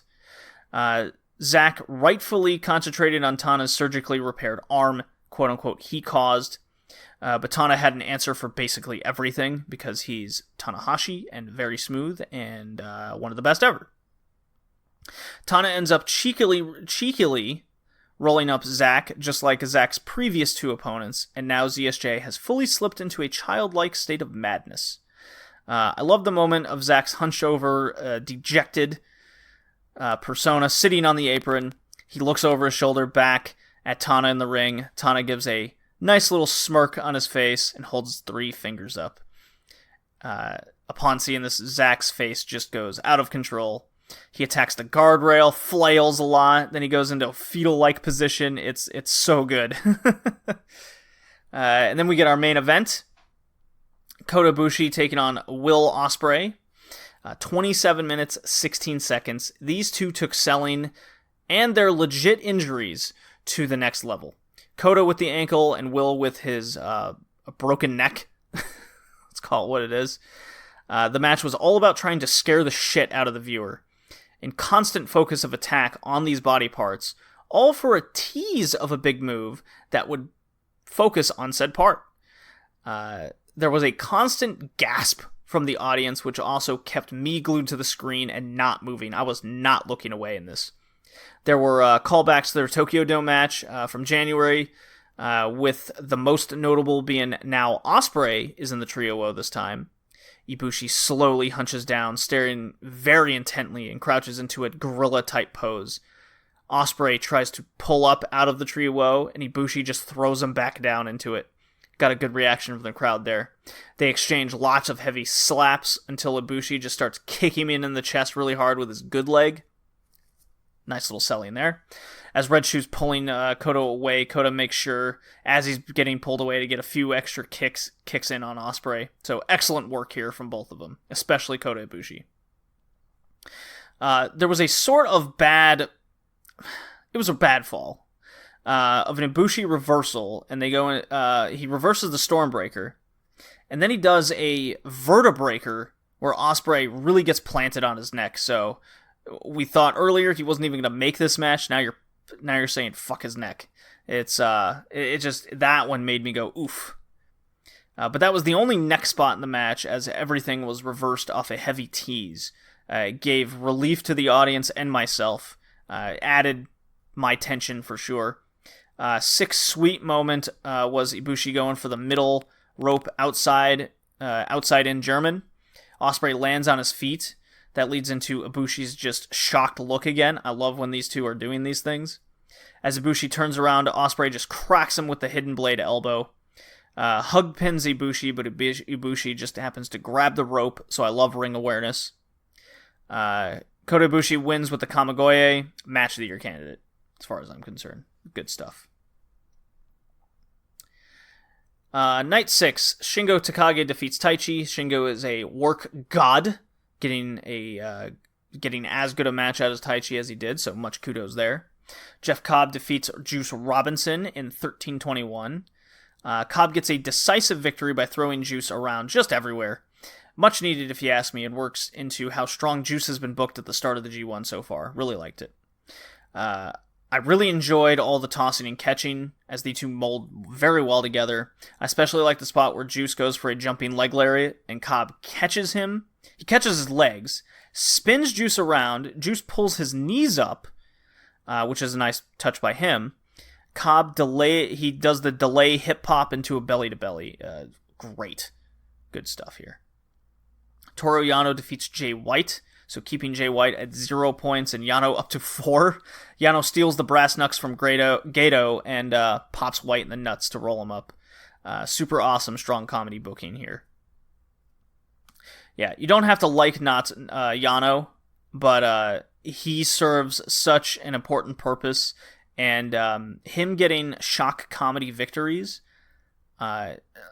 can allow anybody to lose at any given time. It's really ingenious booking, if you ask me. Tetsuya Naito defeats Hiroki Goto in 16 minutes, 1 second. Naito's best match of the tournament so far, so he looks to be warming up, and this proves to be exactly the case. Workhorse Goto just really slimmed out, was the right guy to bring the best out of Naito in his first real match, but Naito is still pretty broken looking and moving, so not even close to what this match should have been, unfortunately, is my take. And then you have, in my opinion, the second best match of the tournament. We'll get to the best one. This is Jon Moxley versus Tomohiro Ishii. Mox and Ishii pulls out my third favorite match of the tournament. No, you know what? Second favorite match of the tournament after Ibushi. No, it is my third. We'll get to the best one, but yeah, it's ahead of Ishii Cobb, behind Ibushi Ospreay. When Ishii enters the ring, he immediately gets into Mox's face, and they butt heads and shove each other. This match immediately gets off to a brawling start. They battle outside. Ishii jumps off the top, splashes Mox through a table. More brawling, more tough guy versus the axe involved. Mox hits a huge running knee, just emphasized further by his just size advantage over Ishii. Gives you something to look at. Eventually, after such a tough fight, Mox hits the Death Rider for the win. Fucking awesome match. We even get Ishii jumping off the top rope through a table at one point. Like, what? I believe that's a callback to the whole very, very breaky, bishi commentary thing. This was a better version of the Jericho-Okada match from Dominion, and I attribute all the difference to Ishii knowing the brawling. He can do the brawl style much better than Okada because it's his main style. There you go. Night 7. Zack Sabre Jr. defeats Bad Luck Fale via countout. They go to the top of Korakuen Hall, avoids a Fale tackle into Chase Owens. He applies a triangle choke on Fale at the top, then he rushes down to the ring late in the count, gets one over on Fale. Crazy winless Zack is now so happy. Tanahashi defeats Lance Archer. 11 minutes, 58 seconds. Archer has been a standout success story of the tournament. Without a doubt, it is undeniable. Crowd firmly behind him despite his heel role here. Kenta defeats Evil. Hard-hitting. Kenta being a mixed destroyer and heel New Japan type guy. It's working to an extent, but not enough if you ask me. I wonder if it's working with the I wonder personally if it's working with the New Japan crowd, because I'm just not sure what they gauge to Kenta. He just doesn't seem to be getting much reaction other than the crowd always cheers for his opponents. So I don't know what to make of that, to be honest.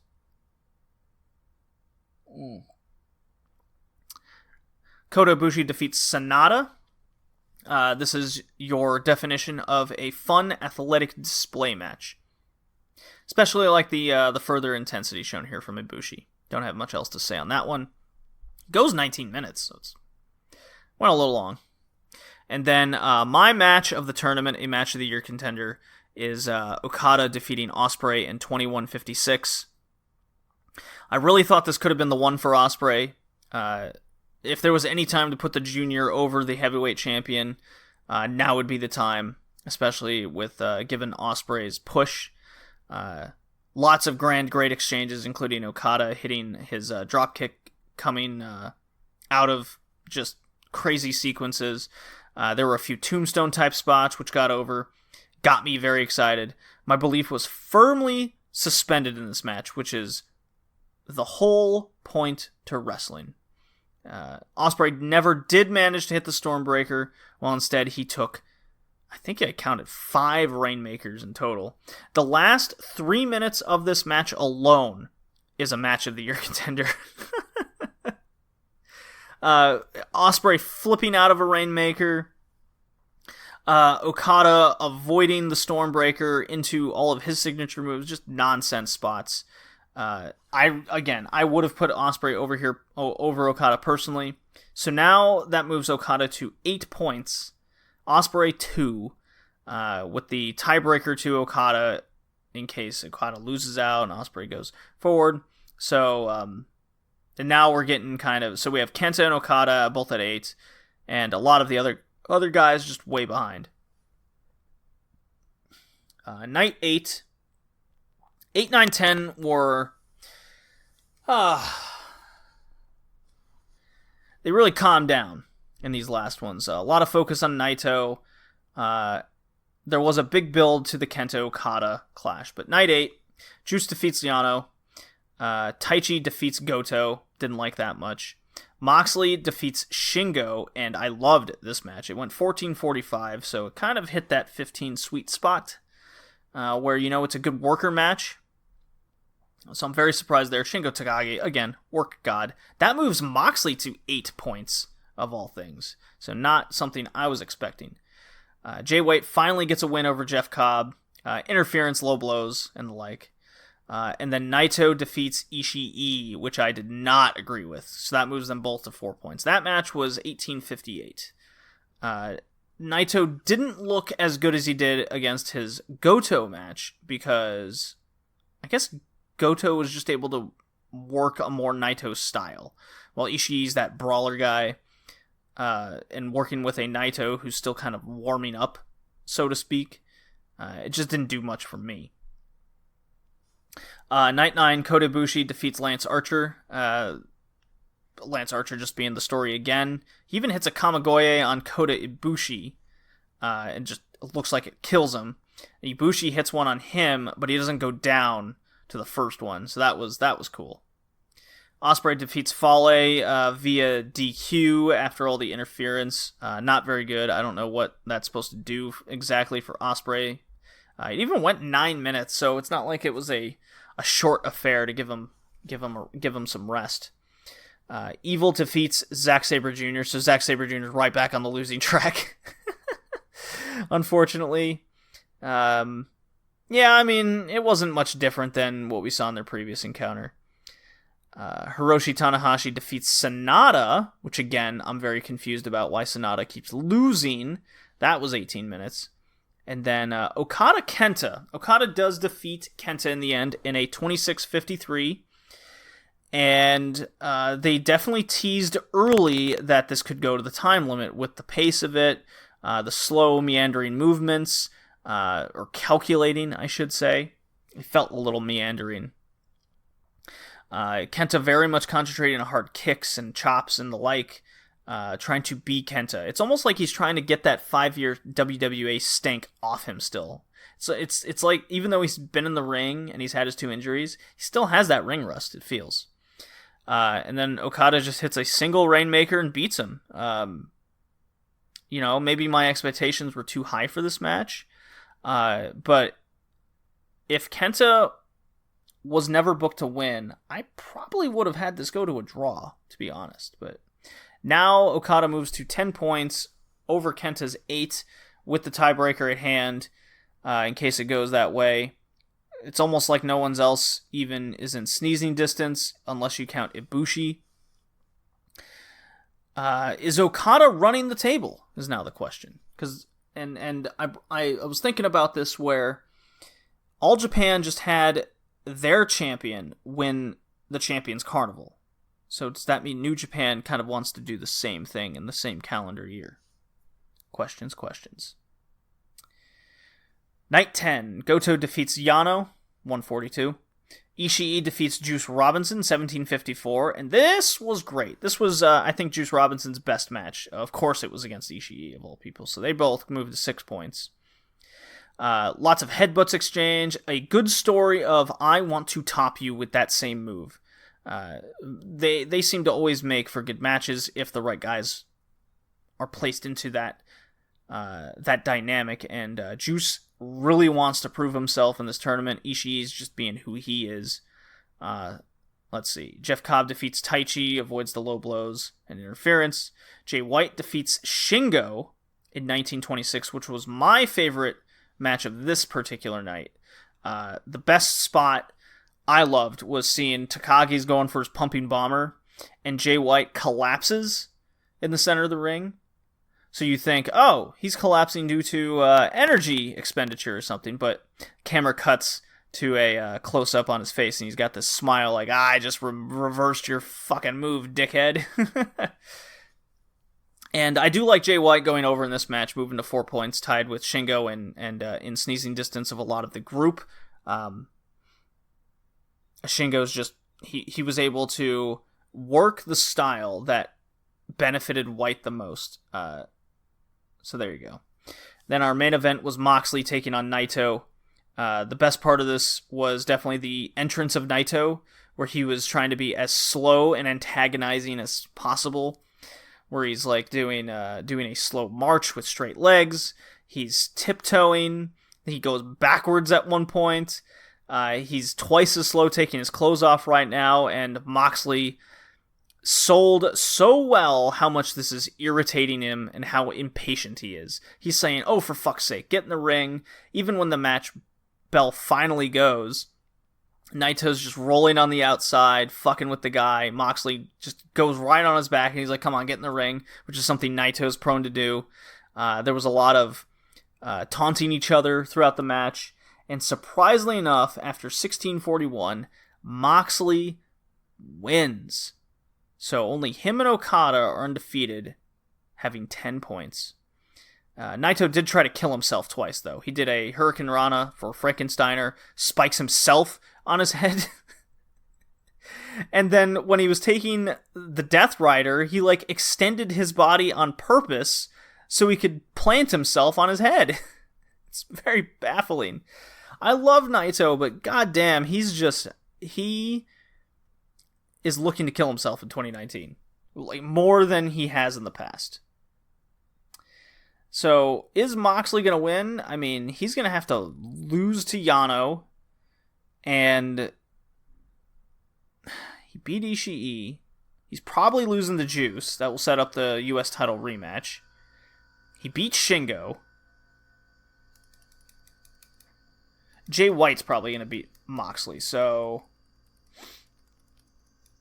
there's 3. Because I don't see him losing out. That would be nonsense.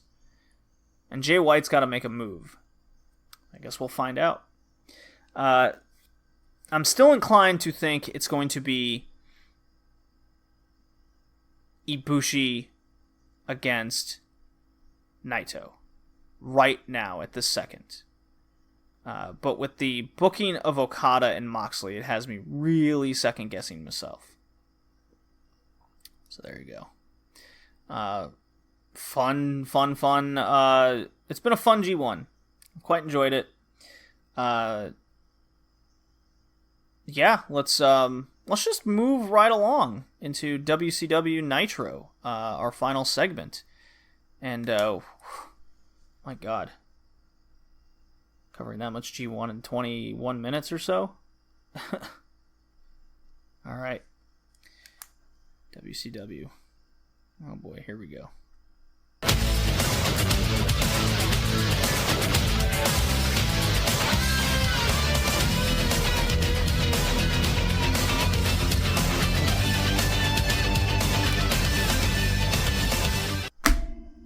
All right. I threw down the rest of my whiskey boys and girls. It's time to talk about WCW. This is WCW Nitro, July 13th, 1998. This is the show after Bash at the Beach 1998, that piece of shit show. The Nitro Girls in Las Vegas, they put on a Las Vegas dance show to start the party. Because remember, Nitro is a big party. Best thing about it, to be honest. New champion Goldberg as Shivani and company recap the awesome from last week's Nitro, not anything from Bash at the Beach, the pay-per-view that was just last night. Does Goldberg start off the show? He is the new champion. He's coming off a big victory at Bash at the Beach as well? No! It's all of the NWO for Bischoff and Hogan time, because of course it is. Not what I wanted to see to start out Nitro the day after a pay-per-view. Hogan lays down a promo and blames Scott Hall and his loyalty to the Black and White for his loss last week. He calls him out and lays down a challenge tonight and has Bischoff as the special referee for the match. Well, Scott Hall in this segment was brilliant. The dude had so much charisma. He just had his demons that kept him off TV. It was nonsense. It was very disappointing. But anyways, Scott Hall snickers and antagonizes Hogan. Don't sing it, just bring it. Throws toothpicks at both Bischoff and Hogan. Disciple then grabs the mic, interrupts all this, kind of kills the mood. Claims he got 47 stitches to his head after the DDP chair shot from... from the night before. You know, if I had any stitches in my head, I'm not fighting the next day. Anyways, stumbles basically over his entire promo to call out DDP for the match. This took forever. It was a 15-minute nonsensical thing, but Scott Hall was the MVP in this one. It was his deal out there that made it work for me, mostly. That Disciple moment was hilariously terrible. It was just, how could anyone be this bad? First match, Barbarian with Jimmy Hart. Barbarian, who just went to prison, by the way, for like 16 DUIs or something nonsense. Comes out to face Mr. Jobber entrance Horace of the Flock. Lodi sign alert. Flock loves casinos. Oh, because we're in Vegas. This goes for all of 4 minutes. Horace cracks a stop sign across Barbarian, tries to do it again after a Jimmy Hart distraction, which was for Barbarian originally, but Barbarian ends up kicking the sign into his face to win the match. The Flock hit the ring and start the mob beatdown. Crowd pops, and then we see Mang returning out of nowhere. He takes out all of the Flock. Mang hasn't been seen since February. So bear in mind, this is July 98, by the way. And just as the Barbarian is about to give him a big ol' hug, Mang puts him in the Tongan death grip. So still sour notes between these two since the last time, since we saw them face each other 1v1. It was definitely not on a Thunder, it was on a Nitro, of their kind of breaking up and then disappearing for 6 months. Mean Gene out, and this was a bit heavy Mean Gene night. Like, holy crap, it was like every segment from this point on. Mean Gene out to interview Hennig with Rick Rude. Brings up and asks why Rude wasn't at the match. Rude says someone canceled his flight and hints at Goldberg doing it. Hennig says he knows Goldberg's weakness now and challenges him again without Rude ringside. They have a little back and forth, and it's kind of confirmed. So this whole you can't trust each other, and they're kind of looking at each other, led to nowhere. Mean Gene still ramp side, and this time it's with J.J. Dillon. So they just go from one Mean Gene segment to another. They call out the new Cruiserweight champion, Rey Mysterio Jr., to join them since he won the title the night before in his awkward shock appearance. And before anything can get started, Jericho comes out to once again be the master of loopholes, which I love this Jericho. I honestly hope he brings something like this back to AEW. He has now referenced page 257 of the WCW rulebook, and it clearly states that if a suspended wrestler shows and has an impact to the match is null and void. In this case, Dean Malenko. J.J. Dillon reluctantly agrees again and again with Jericho. Jericho celebrates, and then Malenko comes out. And before any trouble gets started, Jericho says, Mysterio Malenko should have a number 1 contender match tonight. Done deal. So Jericho's got his title back. He's got his opponents, his possible next opponent, fighting each other. This was a good segment. I like this one. Recap video from mid-June, so a month ago, of the NWO taking out Macho Man in that cage match as he needed reconstructive knee surgery. So this is their version of clearing up where Macho Man has been for the last month. I don't know why they had to do this now. Could have been doing this the whole time.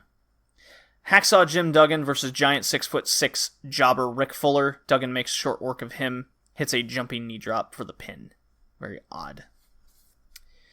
Recap of the return from severe neck injury, wheelchair-bound Buff Bagwell. And with that, Mean Gene for interview number 3. With now Marcus Buff Bagwell to ask where he stands with all this Rick Steiner stuff. And, because he's got something to say. Rick Steiner comes out, and before anything could be said, Hogan and the Disciple come out. And Hogan cuts a very strange promo, almost like it was thought up on the spot. He goes, he's sick of this babyface crap being said out here. He puts both the guys down off their little pedestal, hates these couple of cripples, he says. So instead, Buff Bagwell should be called Cream Puff Bagwell. And then pushes Buff Bagwell over and out of his wheelchair. This does get legit heat from the crowd. They boo quite loudly.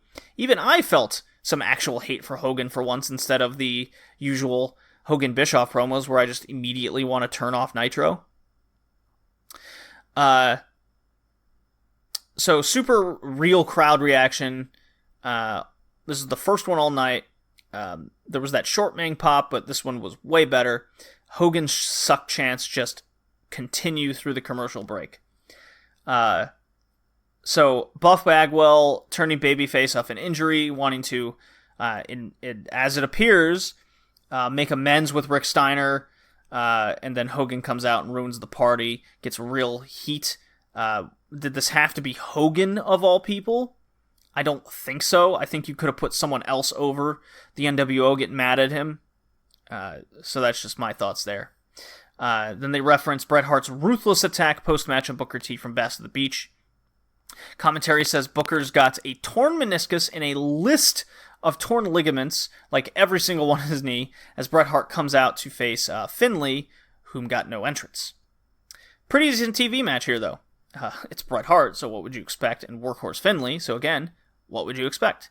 They had a nice back and forth. Hart wins via the sharpshooter. So no follow-up from the beating of Booker T, from Stevie Ray, nor Hart. Okay, it was just a match. I guess I enjoyed the match. But then, well, speaking of, Stevie Ray comes out for a match, and he's holding Booker T's TV title. What? Like, we just saw the guy who tore your brother's knee apart in the segment before, and now you're out holding Booker T's TV title. There's kind of a reason for it. I do know what ends up happening, but from what I'm seeing in this nutshell right here, doesn't make much sense. He gets to face the returning Rick Martel, who I'm very happy to see. I was always a big Rick Martel fan. As in, when I was a child, I did not like Rick Martel. He was a heel and bad guy, and he was Canadian. Ooh. Even though my favorite wrestler ever is Canadian. But this guy's from Montreal. Ooh, that's bad. But yeah, cool to see Martel, and he mostly controls the match. He's the much better wrestler compared to Stevie Ray. He locks in the Quebec Crab, and then Bret Hart comes out and cracks Martel over the head with a chair. Basically in front of the ref. But somehow, both Stevie Ray and the ref had no idea what had happened. Slapjack Stevie Ray wins. And then Mean Gene, so number 4. If you got your Mean Gene counters out, that makes 4. Mean Gene asked Stevie Ray, "What's up, bro?"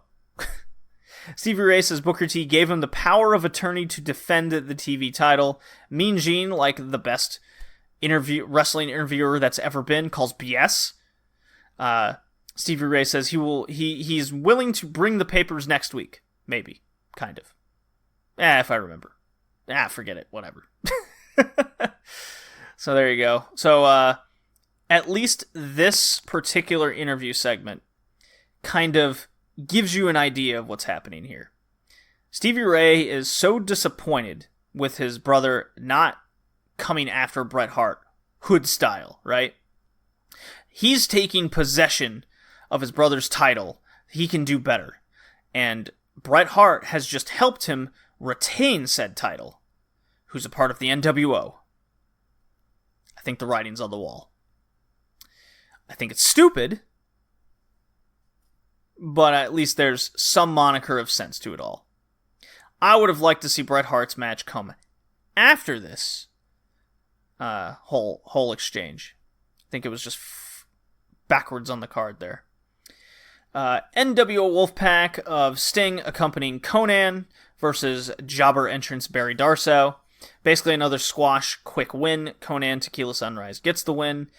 I just don't get what the direction and purpose of the NWO Wolfpack is. I don't get it. It's been over a month since the Macho Man got his savage beatdown, and there's been zero direction with the group.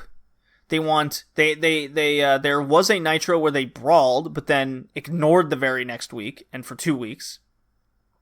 So, as far as I can tell, you have all these main eventers, quote-unquote main eventers, of the NWO Wolfpack just in this party group.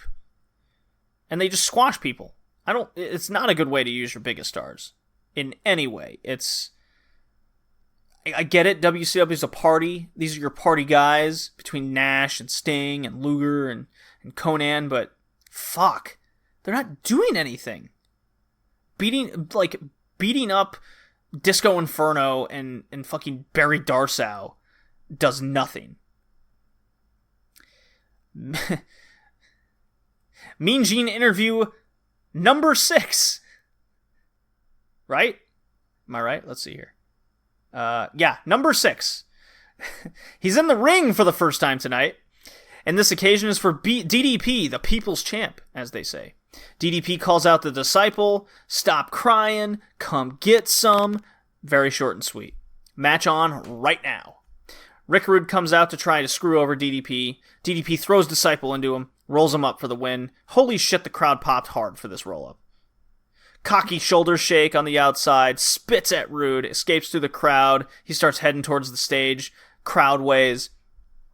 But before the crowd can actually stay happy in this moment of a huge babyface getting one over on a shitty wrestler of the NWO who's associated with Hogan, Hogan and Vincent crack him with a chair near the stage from behind. Crowd immediately just goes, fuck, we just saw this with Bagwell. They start chanting Goldberg, and of course, no Goldberg. So this just killed the crowd dead. If they were clearly having fun up to this point with the party environment and things happening. You had a good heat segment with Hogan and Bagwell earlier, and now you get another one with DDP for seemingly no reason since you beat them at the pay-per-view last night. But yeah, fuck, there's so much Hogan on this show.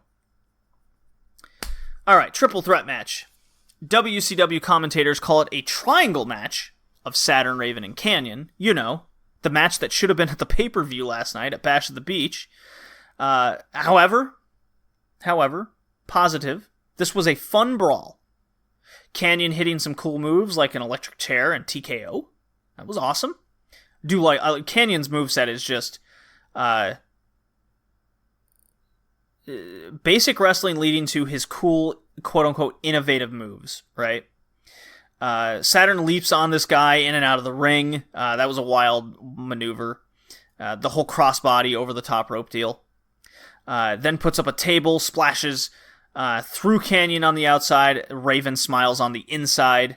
He beckons Lodi to throw one of them in the ring. Saturn counters. Canyon misses his splash. Saturn hits his own on Raven.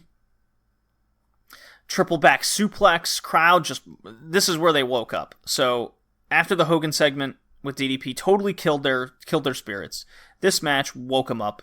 It did their job, right? Then they beat each other up for some fucking asinine reason. The ref counts them out for 10, and Raven wins. What the fuck? Why? What? A count out in a triple threat match? And with the ref counting 10, you just heard the crowd going from like waking up to it's like someone hit the snooze button, they just fall asleep again. It was so crushing to the show. The third time now the fireworks have exploded in the arena, so I guess it's to wake everyone up. They're like, shit, we put everyone to sleep again with our shitty booking. Cue the fireworks! Mysterio versus Malenko, number one contender match for the Cruiserweight title. These two mold so well together. Lots of counters, reversals, mixture of technical work with the high-flying lucha. Crowd comes unglued again, so they keep trying to wake this crowd up, right? There's a top rope Americanrana spot where Malenko holds up and Mysterio just flies off him. There's a deadlift suplex as Malenko's on top, and it goes into his big gutbuster. Then, because this is WCW, and you can't just have a good match or whatever, Jericho comes out and hits Malenko in the back with a belt. And Mysterio just simply pins him. So WCW just can't help themselves. How many times tonight must anything good happening with Nitro be immediately crushed with something to get heat? It is a theme of the show, and it's hard to watch. Anytime you get excited, you're just immediately like, ugh. I think I can think of another show that does something very similar. Today. Impact definitely did a lot in the mid 2010s or the late 2008 to 2011. That was like their prime directive, was doing that shit. Anyways, we get another copy paste German English promo of Wright and Disco Inferno. Bad Nash Luger for cheating. Come out here. Disco, of course, throws in some terrible lingo on top of that. With the way he does. Wolfpack comes out. It's the same squash match from Bash at the Beach, but this time they didn't bother even distracting the ref. It's just allowed. So now we have just loose rules. At the very least, the crowd popped for this again, but again, no direction or purpose. A long recap of Thunder where Mondo McMichael is trying to convince Arn Anderson to reform the Horsemen, so that's still ongoing. Eddie Guerrero versus Mondo McMichael, and this was awful. Mongo sucks ass in the ring. I hate watching him. And before anything even gets started for me to really hate the match, Chavo comes down with his wooden horse Pepe, just awkwardly gets in the ring, and the ref just calls a DQ even though nothing happens. So he just gets in the ring and the ref goes, you can't do that. This match is over. Eddie Guerrero drop kicks Chavo into McMichael. Mongo hits a tombstone and leaves. The fuck was the point of this? Everyone knows Chavo's crazy. And I don't know what anyone got out of this. It was just a waste of time. Alright, Hogan versus Hall with special ref Eric Bischoff. Here we go. Whew. Luckily I have some water so I can calm down. Blood pressure's rising. Okay. So this is a Hogan match in 1998. A lot of just punching and boots meandering around the ring, and this was meandering. This was surely meandering.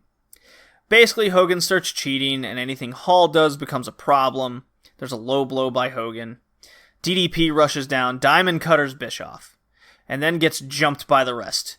Nash rushes down, and for some reason Nash does the too sweet to Hall, even though at Spring Stampede, fucking Hall turned heel and joined, like, stuck with the black and white. So, what? And Nash turns his back, and Hall quickly stays on Hogan's side, and there's an NWO beatdown on DDP and Nash. The fuck? Fans chant Goldberg, and no Goldberg again, for the upteenth time tonight. Like, more heat. And this was a waste of time. They got you hinting at a Hogan-Hall split. Did you need Nash in this? Like, DDP coming down made total sense because he got the shit kicked out of him, right? Going for Bischoff kind of got a good pop, but you know, you can't do it to Hogan. Urgh. Anyways, Hennig Goldberg title match finally, so a repeat of Bash at the Beach. Hennig slaps Goldberg, spear jackhammer pin by Goldberg. That's it. 45 seconds to beat Hennig. At the very least, the crowd went home happy after this shit show. A bad Nitro. Every segment seemed to have heat, just about.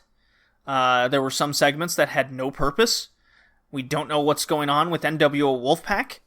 The Four Horsemen are still in purgatory, whether they're coming back. Mean Gene was on fire with 6 segments tonight. Yeah, this was a bizarre after party of Bash at the Beach 98. So, let's see. What were the finishes here? I gotta go over this. This was let's see. Barbarian wins clean after interference. Hogan wins clean. Or Duggan wins clean. Submission victory. Let's see. Pin after interference with a chair. Squash match. Triple threat ends in a count out.